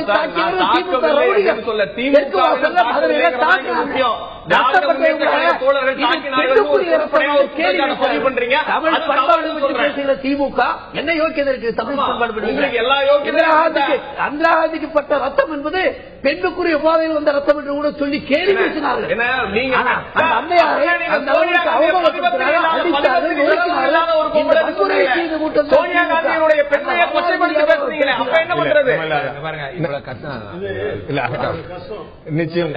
விவாதம் இந்த மாதிரி மாதிரியான முறையில் போவது என்பது பிரயோஜனம் இல்லை. அப்படிதான் போயிடும். நான் என்ன சொல்றேன், இல்ல தயவு செய்து நிறைய கத்த வேண்டாம். ஒரே அவர் தம்பி என்ன சொன்னாரு சார், அந்த நிகழ்ச்சி எத்தனையோ முறை ரிப்போர்ட் ஆகி கடைசி மறுபடியும் டிஎம்கே காங்கிரஸோட அலையன்ஸ் போகும்போது இதை டிஸ்கஸ் பண்ணும்போது நான் இருக்கேன் டெல்லியில. அப்போ அதை நான் மறந்துருவோம் மன்னிச்சிருவோம்னு பல நெடுமாறன் வந்து பெரியாளானதே அந்த நிகழ்ச்சியில தான். இதை தயவு செய்து ஒரு உரிமையோட சொல்றேன், விவாதம் பண்ணுவோம், கருத்து மாறுபடுவோம். இது உண்மையான நிகழ்ச்சி என்பதை நீங்க தயவு செய்து புரிந்து கொள்ளுங்கள். நான் என்ன சொல்ல வந்தேன்னா, அப்ப வந்து திமுக காரங்க உணர்ச்சி பூர்வமா எழுந்து வந்தது எல்லோரும் ஒத்துக்கிட்டோம். நான் அந்த நிகழ்ச்சி எதுக்கு சொன்னேன்னா, நம்ம தமிழ்நாடு கலாச்சாரம் எப்படி ஆயிடுச்சுன்னா, தலைவருக்கு ஒரு பாதிப்பு வரும்போது துள்ளி எழுந்து அரசியல் பண்ணினால்தான் மேலே வர முடியும் என்ற கலாச்சாரம் வந்துவிட்டது. இன்னைக்கு காங்கிரஸ் வந்துருச்சு. அது வராதது மார்க்சிஸ்ட் பார்ட்டிலயோ கம்யூனிஸ்ட் பார்ட்டிலயோ வரல இன்னைக்கு வரைக்கும். மற்ற எல்லாத்துக்கும் தயவு செய்து நான் சொல்லுவேன் வந்துருச்சுன்னு உங்க வாயாலே சொல்லிருங்க சார். அது சொல்ல மாட்டேங்க. எல்லா தொடர்கால வாயிலே வரலையே. காங்கிரஸ் சொல்றாரு, பாஜக சொல்றாரு, திமுக சொல்றாரு, அம்மா தலைமையிலான அதிமுக சொல்ல மாட்டேங்கிறார்.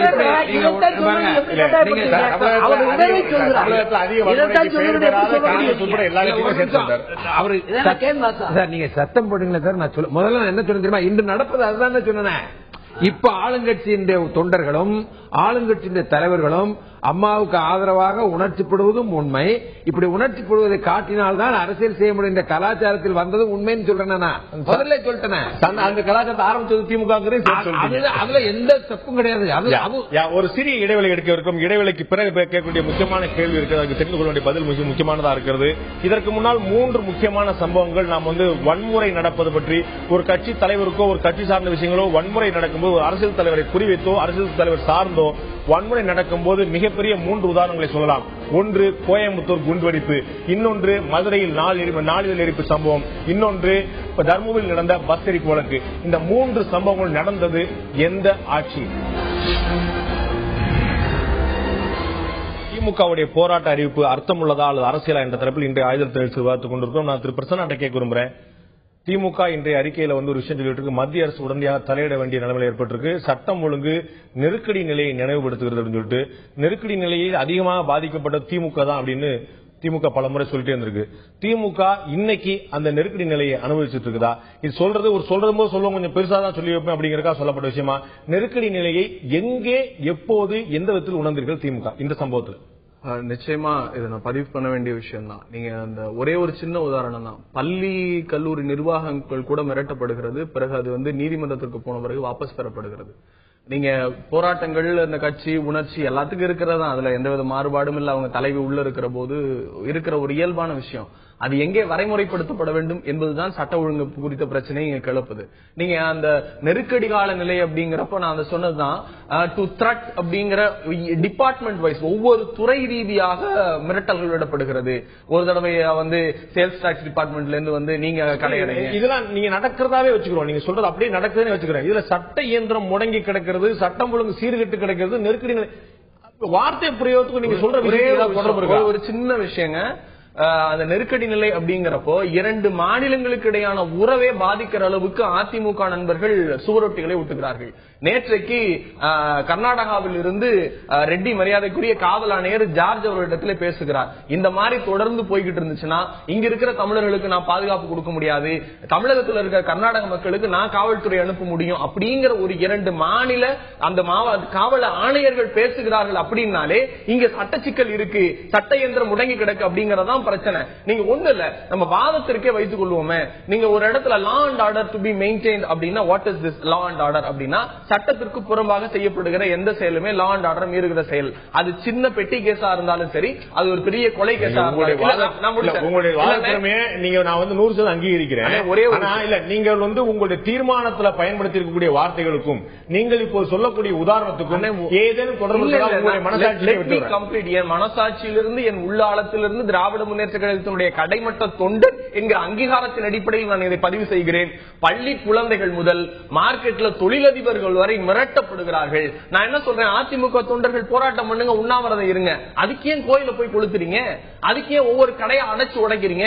தந்தி தொலைக்காட்சியில அன்னைக்கு நடந்த நிகழ்வுகள், மதுரையில அதிமுகவினுடைய நண்பர்கள் சேர் எடுத்து ஒரு கடையை திறந்து வச்சிருக்கான்னு தூக்கி அடிச்சது நீங்களே காட்டினீங்க. இது ஒரு நாள் 2 நாள் நடந்த சம்பவம் தான் மறுப்பதற்கில்லை. இது தமிழகத்தில் முதல் முறையாக நடக்கக்கூடிய ஒரு சம்பவம் இல்லையா? ஒரே ஒரு விஷயம், நீங்க திரும்ப திரும்ப நம்ம வைக்கிற வாதம் என்ன அப்படின்னா, இது அந்த ஆட்சியில் நடந்துச்சு, இந்த ஆட்சியில் நடக்கிறதுல என்ன தப்பு அப்படின்னு கேள்வி கேட்க வரீங்களா? அந்த ஆட்சி நடந்தாலும் தவறுதான், இந்த ஆட்சி நடந்தாலும் தவறுதான். அது திமுக ஆட்சியிலும் இது நடந்திருக்கிறது. ஒரே ஒரு விஷயம், திராவிட முன்னேற்ற கழக ஆட்சியில இப்படிப்பட்ட நிகழ்வுகள் ஒரு இந்த மாதிரி வந்து கொடுமையா தாக்குறதோ இல்ல வந்து அந்த தாக்குதல் நிகழ்வுகள் எல்லாம் பட்டியல் போட்டோம்னா அது யாருக்கு சொந்தம் அப்படிங்கறதை நம்மளால காட்ட முடியும். அப்படி ஒருவேளை உணர்ச்சி வயப்பட்டு தொண்டர்கள் போயிருப்பார்களே ஆனால் திராவிட முன்னேற்ற கழகத்தினுடைய தலைவர் என்கிற முறையில் தலைவர் நிச்சயமாக கண்டித்து அதனை ஒழுங்குபடுத்தி இருக்கிறார், அந்த போராட்டத்தை கட்டுக்குள் படுத்தி இருக்கிறார். இப்படி நீங்க ஒரே ஒரு சின்ன உதாரணத்தை நான் பதிவு செய்ய விரும்புறேன். அம்மையார் இதே வழக்குல ஒரு 22 நாள் சிறையில இருந்தாங்க.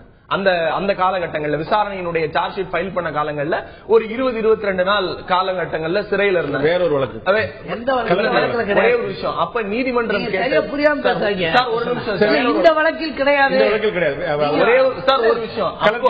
அப்போ தெரியாம பேசக்கூடாதுல்ல, பரவாயில்ல சார் ஒரு நிமிஷம், நான் எந்த வழக்கு எல்லாம் தெரியாம பேசுறேன், நிறைவா பேசுறேன். நிறைவா சார் ஒரு வழக்கு, ஒரு நிமிஷம், ஒரு வழக்கு, அந்த வழக்குல சிறையில இருக்கிறப்ப எதிர்கட்சி அப்போ எந்தவித போராட்டமும் வரல, எந்தவித ஆர்ப்பாட்டமும் வரல, எந்தவித தெருமறிப்பும் வரல.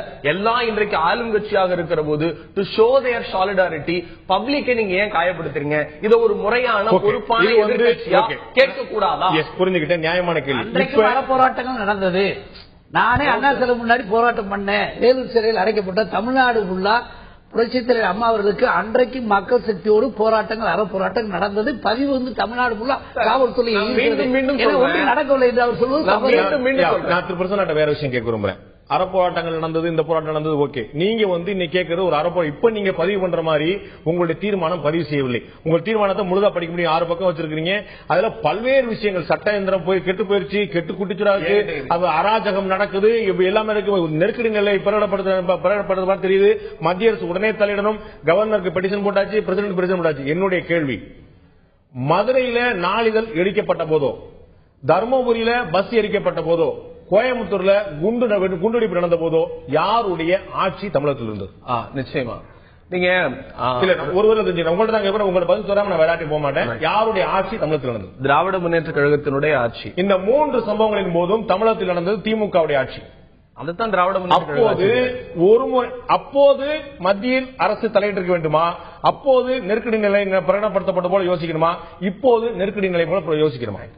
Your question is very precisely right. அதுக்கு எனக்கு பதில் சொல்ல வேண்டிய கடமை எனக்கு இருக்கிறது. தினகரனினுடைய மதுரை அந்த அலுவலகம் எரிப்பு சம்பவம் மதுரை மாவட்டத்திற்குட்பட்ட ஒன்று. இரண்டாவது தர்மபுரி எரிப்பு சம்பவம் தர்மபுரி இலக்கியம் உட்பட்ட ஒன்று. இல்ல நான் முடிச்சிடறேன், பிளீஸ் லெட் மீ கம்ப்ளீட். தர்மபுரியில் எடுக்கப்பட்ட சம்பவம் தர்மபுரி மாவட்டத்திற்கு மட்டும். மூன்றாவது இதை போல நீங்கள் கோவை குண்டுவெடிப்பு, அது 3ம் வெவ்வேறு கால சூழ்நிலைகளில் நடைபெற்ற ஒன்று. அதுவும் அந்தந்த மாவட்டங்கள் குறித்த சட்ட ஒழுங்கு பாதுகாப்பு குறித்து. இரண்டாவது இது ஒரு சம்பவம். ஒரு நிமிஷம், இட் இஸ் நாட் நீங்க என்கிட்ட ஒரு கேள்வி வச்சிருக்கீங்க, நான் ஒரு தெளிவான பதில வச்சிடறேன். நான் தெளிவான பதில வச்சிடறேன். நீங்க சொல்ற பதில் சரியான இல்ல, நிச்சயமா சரியான பதில். It is not organised one. இன்றைக்கு நடப்பது போல தமிழகம் முழுவதுமான போராட்டம் அல்ல. தமிழகம் முழுவதுமான இங்க சென்னையில் தொடங்கி கன்னியாகுமரி வரைக்கும் திட்டமிட்டு நடைபெறுகிற போராட்டம் அல்ல. அன்னைக்கு ஒரு சம்பவம் நடந்துச்சு, திரும்ப திரும்ப இந்த மதுரை எரிப்புன்னு பேசுறாங்க. அன்னைக்கு தலைவர் கலைஞர் சட்டமன்றத்தில் ஒரு வார்த்தையை பதிவு செய்கிறார். என் சொந்த மகனாக இருந்தாலும் சரி, அது யாராக இருந்தாலும் சரி, இது தண்டிக்கப்பட வேண்டிய குற்றம் என்று சொல்லி சிபிஐக்கு அன்னைக்கு அடுத்த மறுநாள் சட்டமன்றத்தில் தலைவர் கலைஞர் பதிவு செய்தார். ஒன்று. இரண்டாவது தர்மபுரி, தர்மபுரியில இன்றைக்கு தூக்கு தண்டனை கைதிகளாக இருக்கிறவர் வரைக்கும் சட்ட ஒழுங்கை பாதுகாத்து அதற்கான சாட்சியங்களை சேகரித்து நீதிமன்றம் வரை கொண்டு போனது. மூன்றாவது கோவை குண்டுவெடிப்புல பல குற்றவாளிகள் கைது செய்யப்பட்டிருக்கிறார்கள். தண்டனை அறிவிக்கப்பட்டு முடிஞ்சு போச்சு. அது கோவை குண்டுவெடிப்புக்கு தண்டனை முடிஞ்சு போச்சு. நான் கேட்கறது உங்கள்கிட்ட அப்ப அந்த வழக்குகள் என்ன நிலையில் இருக்குங்கிறத நான் கேட்கிறேன். நான் சொல்லவே இல்லை. வழக்கில் என்ன நிலைக்கு என்னுடைய கேள்வி இல்லை. என்னுடைய கேள்வி, இப்படிப்பட்ட மிகப்பெரிய தமிழக அரசையே உலுக்கிய சம்பவங்கள் போது மத்திய அரசு தலையிட வேண்டும் என்றோ ஒரே ஒரு சட்டம் ஒழுங்கு சந்திச்சிருக்கிறது என்றோ சொல்லாமல் நீங்க இப்ப சொன்ன அந்த வார்த்தையை நான் திரும்பவும் உங்கள்கிட்ட பதிவு செய்யப்படுகிறேன். தராசு அலுவலகத்தில் 2 பத்திரிகை நண்பர்கள் கொளுத்தப்பட்டது எந்த ஆட்சியில்? நக்கீரன் அலுவலகத்தில் பெட்ரோல் குண்டு வீசப்பட்டது எந்த ஆட்சியில்? காமராஜர் சாலையில் பெண் பத்திரிகையாளர் என்று கூட பார்க்காமல் அடித்து துவைக்கப்பட்டது எப்படி? எந்த காலத்தில்?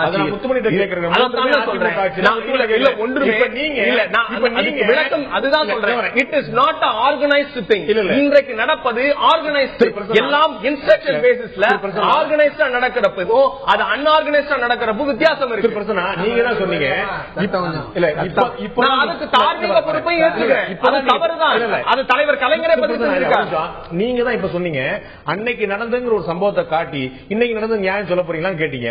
நீங்க இப்ப ஒரு சம்பவம் பற்றி கேள்வி கேட்கும் போது அப்படியே அதிமுக சொன்னீங்க. அப்ப அந்த சட்ட ஒழுங்கையே உழுக்குகிற சம்பவம்னு நீங்க அந்த ஒரு வார்த்தையை பயன்படுத்தினீங்கல்ல, அந்த வார்த்தையை தான் நானும் சொல்றேன். தராசு அலுவலகத்தில் 2 பத்திரிகையாளர்கள் எரிக்கப்பட்டது யாருடைய ஆட்சியில்? யார் எரித்தார்கள்? நக்கீரன் அலுவலகத்தில் வெடிகுண்டு வீசப்பட்டது யாருடைய ஆட்சியில்? இன்னைக்கு இது எல்லாமே சட்ட ஒழுங்கு சீர்கெடுக்கிற நிகழ்ச்சி தான். அங்கொன்று நீங்க திமுக ஆட்சியில் வைக்கிற அந்த 3 குற்றச்சாட்டுகளோ தமிழகம் முழுக்க பத்தியறியல ஒரு சப்சிக்வெண்டா நடக்கல. Well planned settled things. Kovai குண்டுவெடிப்பு, அதை சட்டப்பூர்வமாக சந்தித்தது திமுக.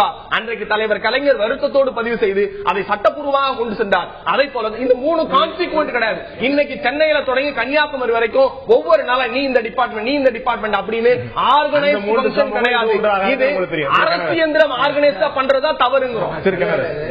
அதாவது அவங்க மதுரை மேயர் அந்த தினகரன் எரிப்பு வழக்குல அவங்க முன்னால நின்னாங்கிறது பத்திரிகையிலையும் டிவிலையும் வந்த செய்தி தானே.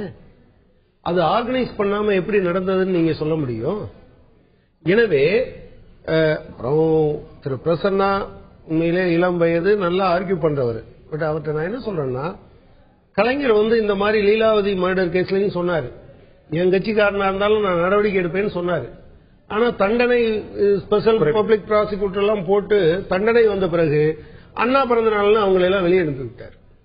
சரி, ப்ராப்ளம் என்ன அப்படின்னு சொன்னா, நீங்க அதே போல இந்த விவாதத்தை பார்க்கிற போது எப்போதுமே திமுக அதிமுக 2 பேரும் என்ன சொல்லுவாங்கன்னா, நீ மோசம்னு பேசிக்கிட்டே இருப்பாங்க. சரி, இங்க 2 விஷயங்கள் முன்னால வருது. பிரச்சனை என்னவென்றால், யாராட்சியிலும் பிரச்சனைகள் நடக்கும். ஒரு அரசு எந்திரம் அதன் மீது நடவடிக்கை எடுக்கிறதா இல்லையா என்பதுதான் பிரச்சனையே தவிர, நடக்கிற பிரச்சனையை வைத்துக் கொண்டே அங்கே மத்திய அரசாங்கம் தலையிட வேண்டும் என்று கோர முடியாது. ஒரு அரசு எந்திரம் என்பது நடப்பதை வேடிக்கை பார்த்துக் கொண்டு அது இருந்ததா என்பதுதான் பிரச்சனை. திமுக ஆட்சி காலத்திலும் நடந்திருக்கிறது. நேற்றைக்கு முன்பு வரை அதிமுக இந்த கடந்த 8 நாட்களாக அதிமுக அமைச்சர்கள் அதே போல எம்எல்ஏக்கள் எம்பிக்கள் இதை ஆர்கனைஸ் பண்ணாங்க. அது உண்மை. ஆனா அதுக்காக மத்திய அரசாங்கம் தலையிட வேண்டிய அளவுக்கு அவசர நிலை. நான் அவர்கிட்ட திரு பிரசன்னாட்ட நான் கேட்டுக்கொள்ள விரும்புறது, திமுகவுக்கிட்டயுமே கேட்டுக்கொள்ள விரும்புறது, நீங்க எமர்ஜென்சியை பற்றி அந்த காலத்தில் நீங்க உண்மையிலே பாதிக்கப்பட்டவர்களில் நீங்க முக்கியமான கட்சி. ஆனா நீங்க நாளைக்கு வரலாற்றில் சொல்லும் போது இந்த 10 நாள் அனுபவம் தான் எமர்ஜென்சி காலம் என்று நீங்கள் சொன்னீர்கள் என்றால், அந்த காலத்துல 2 கல்வீச்சு இப்படி நடந்ததுன்னு நீங்க புரிஞ்சுப்பீங்களா? அல்லது ஸ்கூலுக்கு போகாது மட்டும்தான் நீங்க பட்ட கஷ்டம் என்று புரிந்து கொள்வீர்களா? நான் திரு முத்துமணி கேட்க விரும்புறேன். அவர் சொன்ன 3 சம்பவம் நம்ம கடந்த கால வரலாறு திமுகவுக்கு மட்டும்தான் இருக்கிறதா, அதிமுக இல்லையா? அதிமுக ஆட்சி காலம் இது போன்ற வன்முறை சம்பவங்கள் நடக்கலையா? இப்ப திரு கனகராஜ் சொன்னது போல வன்முறை சம்பவங்கள் ஒவ்வொரு ஆட்சி காலம் நடந்து கொண்டே தான் இருக்கின்றன. அதற்கு சில சொல்லுவாங்க ஊடகங்கள் அப்படி அப்பப்ப செய்தி வரக்கூடியது, அவங்களுடைய பின்புலத்தில் இருந்தாங்க, பின்புலத்தில் இல்ல, நடத்தியதவர்கள், விடுவித்தவர்கள். இந்த விஷயத்துல அதிமுக எந்த வகையில திமுக வேறுபட்டது நீங்க சொல்ல போறீங்க? அது நம்முடைய தோழர் அவர்கள் ஒரு கருத்தை பதிவிட்டு இருக்கார். சம்பவங்கள் என்பது எந்த ஆட்சியிலுமே சம்பவங்கள் நடக்கிறது என்பது நிதர்சனமான உண்மைதான். ஆனால் அந்த சம்பவத்திற்கு அன்றைய ஆட்சியாளர்கள் அந்த சம்பவத்தின் மீது சட்டப்படியாக உணர்வுபூர்வமாக நடவடிக்கை எடுத்தார்களா என்பதுதான் கேள்வி. அந்த அடிப்படையில் பார்க்கிற போது அனைத்து இந்திய அதிமுக ஆட்சி நடந்த எந்த காலகட்டத்தை எடுத்துக்கொண்டாலும் கூட வன்முறை சம்பவங்கள் யார் நிகழ்த்தினாலும் உங்களுக்கு தெரியும். அம்மா அவர்களை பொறுத்தளவுல நிர்வாகத்தில் தலையிட்டாங்கன்னு சொன்னாலே எங்களை கட்சி விட்டு நீக்கிடுவாங்க. இதுதான் எங்க நடைமுறை. காரணம் இப்படி நீங்க இப்படி போற போக்குல இப்படி சொன்னீங்கன்னா ஒவ்வொரு அம்சத்திலும் நான் இப்ப உங்ககிட்ட கேட்பேன், நீங்க ஒரு கஷ்டத்துல இருக்கீங்க, இப்ப பேசக்கூடாதுன்னு நினைக்கிறேன். அம்மா சிமெண்ட் கூட கொடுக்குறீங்க, ஆனா அம்மா மணல்னு நீங்க கொண்டு வர்றதுக்கு நீங்க தயாரா இல்ல. முழுக்க அதிமுக தான் அதை செய்து கொண்டு சட்டம் ஒழுங்கு பற்றி நான் பேசுறேன். இல்ல நீங்க சொல்றீங்க நம்ம நிர்வாகத்தை தலையிட விரும்ப மாட்டீங்கன்னு. திரு பிரசன்னா சொன்ன சம்பவம், திரு பிரசன்னா ஒரு 3 சம்பவங்களை குறிப்பிட்டார். அதுல காமராஜர் சாலையில பீச்ல பத்திரிகையாளர்கள் ஓட விரட்டப்பட்டாங்க. அங்க தாக்குதல் நடத்தினவங்க அத்தனை பேருமே கட்சி பணிந்து ஒரே மாதிரியான ஆடை அணிஞ்சு வந்தாங்க. டிவி புட்டேஜஸ் இருக்கு, போட்டோ வந்திருக்கு, ஊடகங்கள் பூரா இருந்துச்சு. டிஜிபி ஆபீஸ்ல தஞ்சம் புகுந்த போது, அதே அதிமுக ஆட்சியில டிஜிபி ஆபீஸ்ல தஞ்சம் புகுந்த போது அங்கேயும் விரட்டி அடிக்கப்பட்டார் டிஜிபி அலுவலகத்துக்குள்ளேயே. என்ன சொல்ல போறீங்க? நான் என்ன சொல்றேன்னு சொன்னா, அதிமுக ஆட்சி நடந்த சம்பவங்களுக்கு உரிய சட்டப்படியான நடவடிக்கை எடுக்கப்பட்டுள்ளது. அதான் என்னுடைய பதில். அது மட்டும்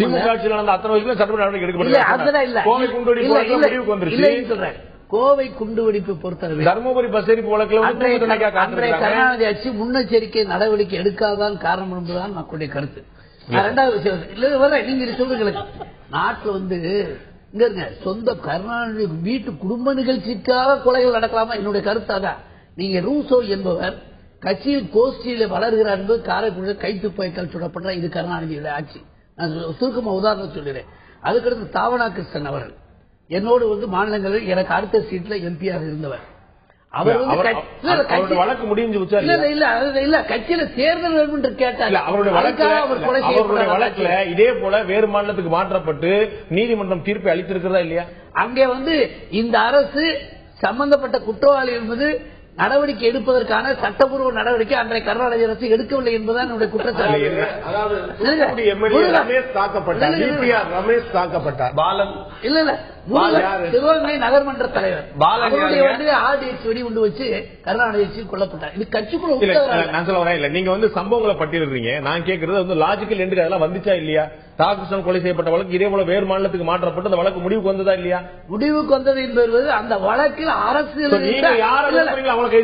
அப்படி அல்ல. கருணாநிதி ஆட்சியில் அவரே ஒத்துக்கொண்டார். தாவனா கிருஷ்ணன் கொலையில இப்படி எல்லாம் கட்சியில சகசம் நடக்குது அப்படின்னு கூட பேட்டி கொடுத்தார். அப்படி சொல்ல அண்ணாதுரை காலத்திலேயே இது போல வன்முறை நடந்திருக்குன்னு சொன்னாரு தவிர அதுக்காக அப்படிதான் நடக்கும்.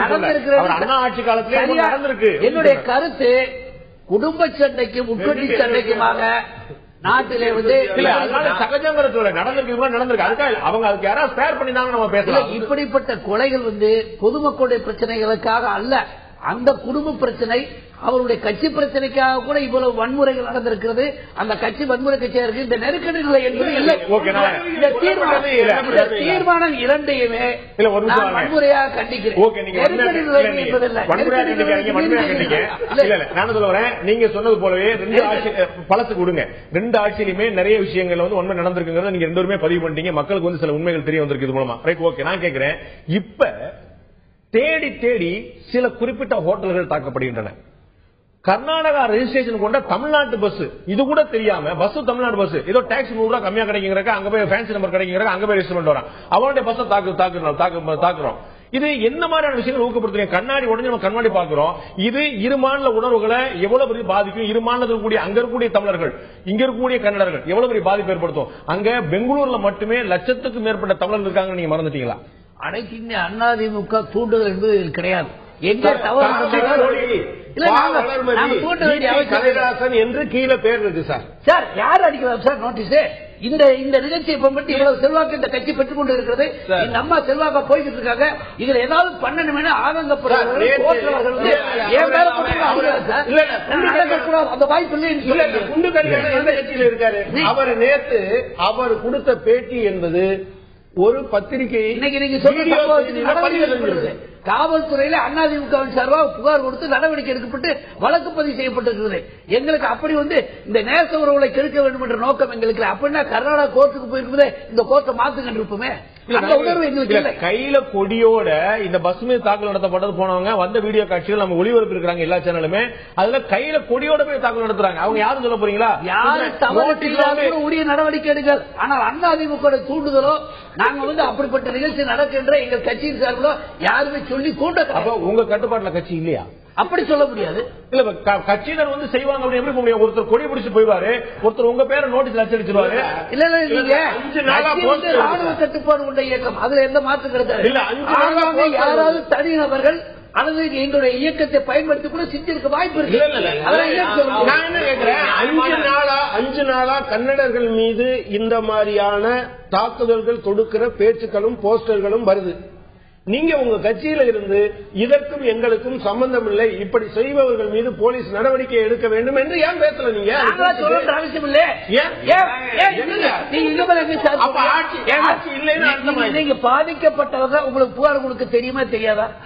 ஏங்க இது நாம் பாதிக்கப்பட்டதில்லை. யார் கன்னடர்கள் என்று பேசுவது தெரியாத பெங்களூர்ல இருக்கக்கூடிய கன்னடர்கள். அப்ப தமிழர்கள் பாதிக்கப்பட்டவர்களை நீங்க எதிர்க்கட்சி என்ற முறையில் தமிழர்களை தாக்காத கன்னடத்தில் அப்படின்னு சொல்லி நீங்களும் அறிக்கை கொடுத்தீங்களா? ஜனநாயக கடமை ஆற்றிருக்கீங்களா?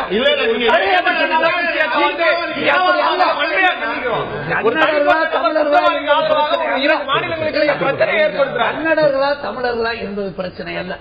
பிரச்சனையா? நீங்க கர்நாடகாவில் இருக்கக்கூடிய ஒரு நீதிபதி கொடுத்த தண்டனைக்கு, அவர் கொடுத்த ஒரு தீர்ப்புக்கு இங்க இருக்கக்கூடிய கன்னடர்கள் தாக்கப்படுறாங்க, அவர்களுடைய உணவகங்கள் தாக்கப்படுது, அந்த ரெஜிஸ்ட்ரேஷன் கொண்ட வாகனம் தாக்கப்படுதுன்னா இது கன்னடா தமிழக பிரச்சனை தான் கொண்டு வந்திருக்கோம். நம்ம கடைசியில அந்த பிரச்சனை வர வேண்டும் என்று அதிமுக விரும்பவில்லை. அப்படி அதற்கு தூண்டுதலும் அதிமுக செய்யவில்லை. அதான் என்னுடைய கருத்து. ஆனால் அதிமுக அதை கண்டிக்கவும் இல்லை. அப்படி கண்டிச்சிருந்தா தானே அதை சொல்ல முடியும். எல்லாரும் பேசுறாங்க இப்படி பண்ணாதீங்க. யார் சொன்னா இல்ல இதை இப்படி எடுத்துக்கலாமா? அதிமுகவின் கொடியை கையில் வைத்து, அதிமுக கையில் வைத்து, அம்மையாருடைய படத்தை பாக்கெட்டில் வைத்திருக்கிற சமூக விரோதிகள் அதை செய்தார்கள். இல்ல, திமுகவை சேர்ந்தவர்கள் தோற்று போய் முடங்கி கிடக்கிறவர்கள் ஊழல்வாதிகள், சொந்தக்காரர்கள்.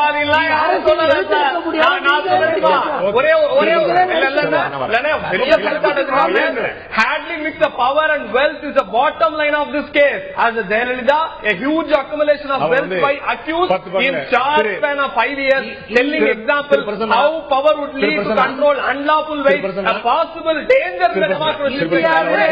ஊழல் குற்றவாளி, கொள்ளையடித்தவர், மக்கள் வரிப்பணத்தை மூளையில் உட்கார்ந்து கொண்டு உறிஞ்சு குடித்தவர் ஜெயலலிதா. நீங்க எங்களை ஊழல் குற்றச்சாட்டு சொல்லலாம், நீங்க எப்படி சொல்லலாம்? குற்றச்சாட்டு நீதிமன்றம் நிரூபித்திருக்கிறது. தேவையில்லாம வேற விஷயம் கொண்டு குற்றச்சாட்டு வைக்கிற போது அதுக்கு பதில் சொல்ல வேண்டியது என்னுடைய கட்டாயம். புரிஞ்சுக்கிட்டேன். மன்னிக்க வேண்டும். இந்தியாவிலேயே 1976 ஜனவரி 31 ஏற்கனவே 73 நவம்பர் மாசம் புரட்சித் தலைவர் எம்ஜிஆர் அவர்கள் கல்யாண சுந்தரம் கொடுத்த புகாரின் அடிப்படையில் மேலிருந்து வாரியாக ஆதாரம் இருக்கிறது என்று சட்டத்துறை, மத்திய சட்டத்துறை சொல்றதின் அடிப்படையில் அதிலும் கூட அவருக்கு வாய்ப்பு கொடுக்கப்பட்டது. யாருக்கு? 68 பக்க புகாரும் அன்றைய முதலமைச்சர் அவர்களுக்கு, கருணாநிதி அவருக்கு அனுப்பப்பட்டு அவர் 268 பக்கங்கள் பதில் எழுதியதற்கு பின்பு கூட சட்டத்துறை ஆய்வு செய்து ஊழல் செய்திருக்கிறது என்பதற்கு ஆனால் மேலிருந்து வாரிய ஆதாரம் இருக்கிறது என்று சொன்னதன் அடிப்படையில் இந்தியாவிலே முதலாக ஊழல் குற்றச்சாட்டின் அடிப்படையில் ஆதாரம் இருப்பதாக கருதி 356 பிரிவின் கீழ் 1976 ஜனவரி 31 கர்நாடக ஆட்சி டிஸ்மிஸ் செய்யப்பட்டு உச்சநீதிமன்றத்தின் நீதிபதி சர்க்காரியா தலைமை கமிஷன் அமைக்கப்பட்டு அவர் விசாரித்து இறுதியாக கொடுக்கப்பட்ட அறிக்கையில் விஞ்ஞான ரீதியா ஊழல்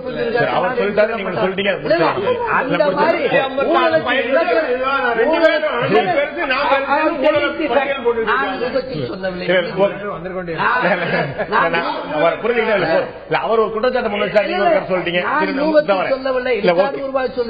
அவரும் ஆதாரப்பூர்வமாக தான் படிச்சார். அவரும் நீதிபதி சொன்னதான் படிச்சாரு. முறையில் பேசுறது தவறு.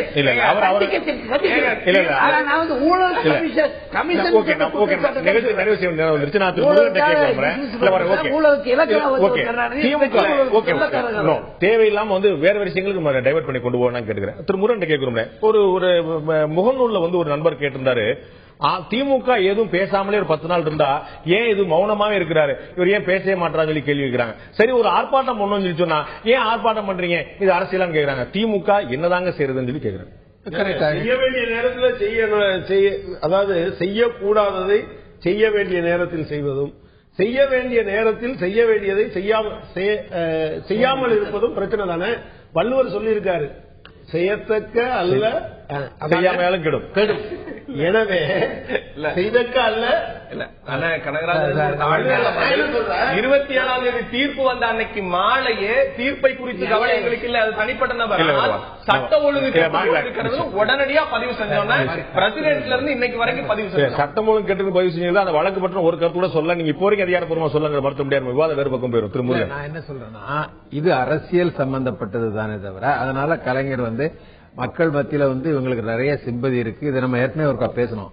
இந்த சிம்பதி டயத்துல நம்ம ஏதாவது சொல்லி அதை வந்து நமக்கு எதிர்ப்பா உருவாக்க வேண்டாம் என்று கலைஞர் அவர்கள் நினைத்திருக்கலாம். அவர் ரொம்ப அரசியல் அனுபவம் உள்ளவர்களால நான் அப்படித்தான் நினைச்சேன் பர்சனலா. இல்லன்னா அந்த நேரம் இவர் கடுமையா அதுக்கு வந்து மாட்டிக்கிறீங்களா ஊழல்லாம் சொல்லி பேசியிருக்கலாம். ஆனா தயங்கிட்டார் அவர். அப்புறம் என்னாச்சுன்னா இவங்களுக்கு இது எப்படி போகணும்னு தெரியும். உதாரணமா தன் வீட்டு முன்னால் வந்து இவங்க கூடி கலாட்டா பண்ணுவாங்கன்னு எதிர்பார்க்க போய் தான் திமுக காரர்களை அங்க வந்து நிக்க வைத்ததும் அதுவும் உண்மை. இதெல்லாம் இருக்கிறதுனால இது அரசியல் சம்பந்தப்பட்ட போராட்டங்கள் மக்கள் மத்தியில் இந்த அம்மாவுக்கு ஆதரவு பெருகிட்டு இப்ப வந்து ஒரு டைம் வந்தாச்சு. எல்லா லா அண்ட் ஆர்டர் ப்ராப்ளம் சார் அப்படியே ஒரு மாதிரி போய் கொஞ்சம் அடங்குற நேரம் வந்தோடனே இப்பவும் அரசியல் சம்பந்தப்பட்டு இந்த கட்சிக்கு வந்து ஒரு வலு சேர்க்கணும்னு அரசியல் சம்பந்தப்பட்ட ஒரு போராட்டமாக அவர்கள் பண்ண இருக்கிறார்கள். இன்னொன்னு சொல்லிடுறேன், நீங்க எல்லாரும் டிபேட் பண்ணீங்க, லாயர்ஸ் இருக்காங்க, 3 இன்சிடென்ட் சொன்னீங்களா, 2 தேடும். அது கிரைம். லா அண்ட் ஆர்டருக்கு அதுக்கு சம்பந்தமே கிடையாது. நேர கிரைம். லா அண்ட் ஆர்டர் என்ன தெரியுமா? யாருமே உத்தரவு கொடுக்காம ரோட்ல வந்து ஒரு 5-6 பெண்கள் வந்து கொடியை வச்சுக்கிட்டு போய் ஒரு கடையை இடிக்காங்கல்ல, அத போலீஸ்காரன் நிறுத்தணும். அதுதான் லா அண்ட் ஆர்டர். அதை முதல்ல தெரிஞ்சுங்க. அது இப்பொழுது நடந்தது உண்மை, கட்சிக்காரர்கள் செய்தது உண்மை. ஆனால் நான் சொல்லி முடிப்பது, எந்த கட்சியும் அப்படி செய்கின்ற சூழ்நிலையை தமிழ்நாட்டில் நாம் உருவாக்கி விட்டோம். இது சொல்றீங்க நீங்க கிரைம் லா அண்ட் ஆர்டர் பத்தி எனக்கு பெரிய டவுட் இருக்குன்னா அது வேற விவாதம் கொண்டு போயிடும் அப்படிங்கனால நான் வந்து அதை அங்கேயே நிமிர்த்த விரும்புறேன்.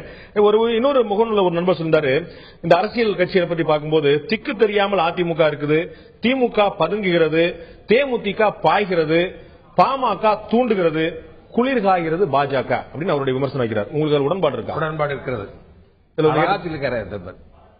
உடன்பாடு இருக்குது. நான் வந்து திரு பிரசன்னாட்ட கேட்க விரும்புறேன். முதல் முறையா சுப்பிரமணிய சாமியும் நீங்களும் ஒரே பக்கத்தில் இருக்கிறீங்க. இதே திரு சுப்பிரமணிய சாமி வந்து ஏற்கனவே டீ பார்ட்டி கொடுத்தவர். தமிழக முதலமைச்சர் அந்த ஜெயலலிதாவும் சரி, சோனியா காந்திக்கும் சரி, அவங்களுக்கு டீ பார்ட்டி கொடுத்து அரசியல் மிகப்பெரிய பூகம்பம் வெடிக்க போய் சொன்னாங்க. இப்ப நீங்க எந்த நேருக்கு நேரா வந்து ஒரே பக்கத்துல வந்து வந்திருக்கீங்க, இணையாட்டாலும் கூட. இது ஒரு சரியான கோவையாத்தான் நீங்க நினைக்கிறீங்களா? நீங்க எந்த அடிப்படையில நாங்களும் சுப்பிரமணிய சாமியும் ஒன்னா இருக்கோம்? இந்த வழக்கு 2 பேருமே கடுமையா ஃபாலோ பண்ணவங்க அப்படிங்கிற அடிப்படையில நிச்சயமா இந்த வழக்கை தாக்கல் செய்தது, அதாவது இந்த அண்ணா அடிப்படையில சொல்லணும்னா இந்த வழக்கிற்கு நாங்கள் நன்றி சொல்ல வேண்டியது வந்து PH பாண்டியனுக்கும் பொன்னையனுக்கும் தான். இந்த 2 பேரும் தான் சுப்பிரமணிய சாமி கிட்ட போறாங்க, ஆவணங்கள் கொடுக்கறாங்க, இந்த வழக்கு பதிவு செய்யப்படுது. இதுல 2003 நான் தாழ்மையாக கேட்டுக்கொள்கிறேன், 64 சாட்சிகள் புரள் சாட்சிகளாக மாற்றப்பட்டு அரசு அதிகாரிகளும் புரள் சாட்சிகளாக மாறுகிற போதுதான் பேராசிரியர்கள் இந்த வழக்கில் நுழைகிறார். இந்த வழக்கிற்கும் திராவிட முன்னேற்ற கழகத்திற்கும் சம்பந்தம் இல்லை. இந்த வழக்கை நாங்கள் ஃபாலோ செய்தோம். எப்போது சட்டம் வளைக்கப்படுகிற போது, புரள் சாட்சிகளாக மாறுகிற போது அதை உச்சநீதிமன்றத்துக்கு கொண்டு போனோம். இன்னொரு விஷயம், பெரிய விஷயம் என்ன தெரியுமா சொல்றாங்க? கர்நாடகாவுக்கு எதிரின்னு. இந்த கர்நாடகா தான் பெங்களூர் நீதிமன்ற கோர்ட்ல விசாரிக்கணும்னு ஆப்ஷன் உச்சநீதிமன்றம் கேட்டது. எந்த மாநிலம் உங்களுக்கு தேவைன்னு அதை தார்மீக பொறுப்போடு தேர்ந்தெடுத்தது அம்மையார் ஜெயலலிதா தான். ஓகே, நீங்க வந்து இதுல வந்து எங்களுக்கு எந்த பொறுப்பு இதே உங்களுக்கு வேற ஒரு பார்க்கவில்லை என்பது இதிலிருந்து கேக்குறேன். இதுல வந்து எங்களுக்கு தார்மீக பொறுப்பு இல்லைன்னு சொன்னாலும் கூட இந்த வழக்கை நீங்க ஃபாலோ பண்ண மாதிரி இதுக்கு முன்னாடியோ பின்னாடியோ இது வரைக்கும் வேற எந்த வழக்கையாவது நீங்க ஃபாலோ பண்ணிருக்கீங்களா? இந்தியாவில வேற எங்கேயுமே ஒரு முறைகேடு, தமிழ்நாட்டில் எங்கேயுமே முறைகேடு நடக்கல, இது ஒன்னே ஒண்ணா நடந்துச்சு, அதனாலதான் திமுக தலையிட வேண்டிய அவசியம் ஏற்பட்டது இல்லையா? நிச்சயமா இல்ல. நீங்க ஒரே ஒரு செய்தி மட்டும் தான் பார்க்கணும். என்னுடைய மாநிலத்தில் ஒரு சட்டம் வளைக்கப்படுகிறது, ஒரு தார்மீக, அதாவது இது ஒரு அரசியல் இயக்கம், மக்களுக்கான இயக்கம். இங்க சட்டம் வளைக்கப்படுகிற போது நாங்க ஆளுங்கட்சியா இருந்தாலும் சரி, எதிர்கட்சியாக இருந்தாலும் சரி, மக்களுக்கு கொண்டு போய் சேர்க்க வேண்டிய செய்தியை சரியாக செய்திருக்கிறோம்.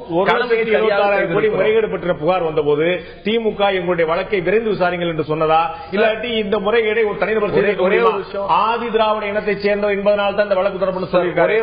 ஒரே ஒரு விஷயம் திரும்பவும் பதிவு பண்றேன்.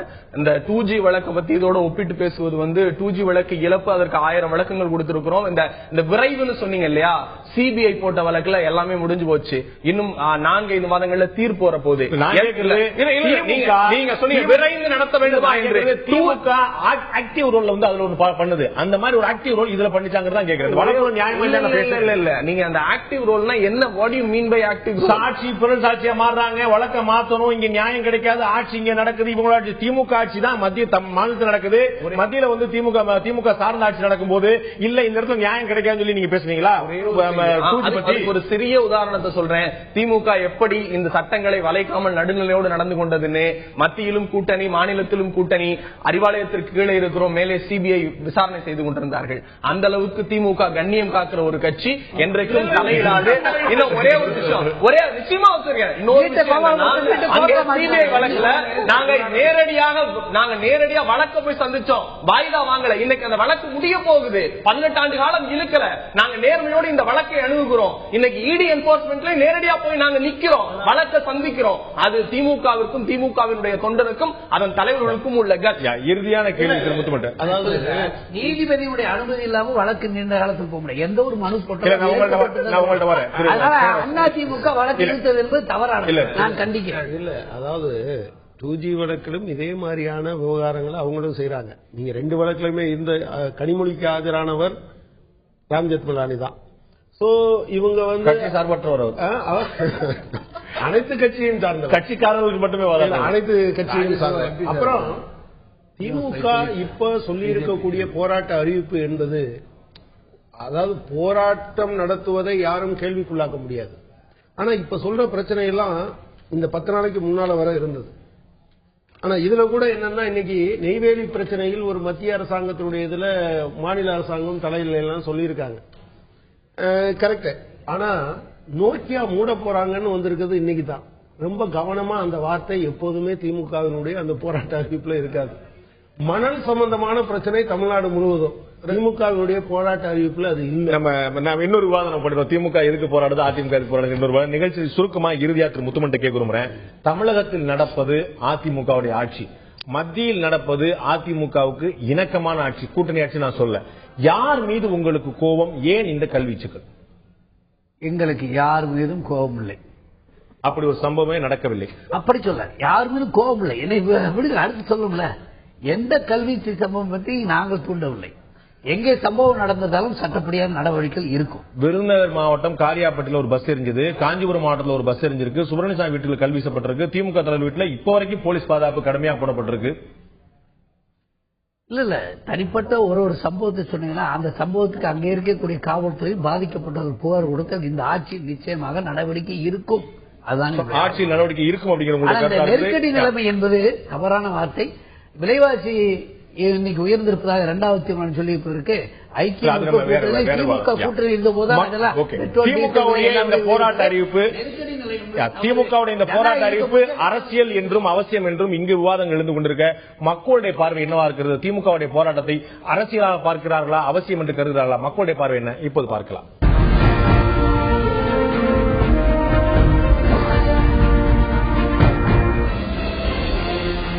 திமுகவுடைய போராட்ட அறிவிப்பு அவசியமே என்று 34% மக்களும், இதில் அரசியல் இருக்கிறது என்று 59% மக்களும், வழக்கமானதான் என்று 7% மக்களும் தெரிவித்திருக்கிறார்கள். இது வழக்கமான அறிவிப்பு தான் என்று 7% மக்களும், இது அரசியல் இருக்கிறது என்று 59% மக்களும், இது அவசியமான போராட்ட அறிவிப்பு தான் என்று 34% மக்களும் தெரிவித்திருக்கிறார்கள். போராட்டம் அரசியல் காரணமா அவசியமானதா? இந்த ஆர்ப்பாட்டங்கள் அரசியல் காரணமா அவசியமானதா? எதைத்தான் எப்படி இருந்தாலும் நிச்சயமாக சட்டம் ஒழுங்கு எந்த சொல்லும் கெட்டுவிடக்கூடாது. அதில் எதிர்க்கட்சிகளுக்கு கூடுதல் பொறுப்பு இருக்கிறது, ஆளுங்கட்சிக்கு மிக அதிகமான பொறுப்பு இருக்குது. எந்த மாற்று கருத்தும் இருக்க முடியாது. பொறுப்பு என்பது அரசியல் சார்ந்த, சமூகம் சார்ந்த அத்தனை பேருக்கும் இருக்கிறது. இதை கட்சிகள் எவ்வாறு கடைபிடிக்கப் போகின்றன? இந்த போராட்டங்கள், ஆர்ப்பாட்டங்கள் மசித்து போய், நசிந்து போய், பெரிய அளவில் வன்முறை வெடிக்காத அளவுக்கு ஒரு அமைதியான சூழ்நிலை தொடருமா? பொறுத்திருந்து பார்ப்போம். இந்த நிகழ்ச்சியில் கலந்து கொண்டு கருத்து விருந்தினர்கள் 4 பேருக்கும் நன்றி. பார்த்த உங்களுக்கும் நன்றி நண்பர்களே. மீண்டும் இன்னொரு நிகழ்ச்சியில் சந்திப்போம். அதுவரை நன்றி, வணக்கம்.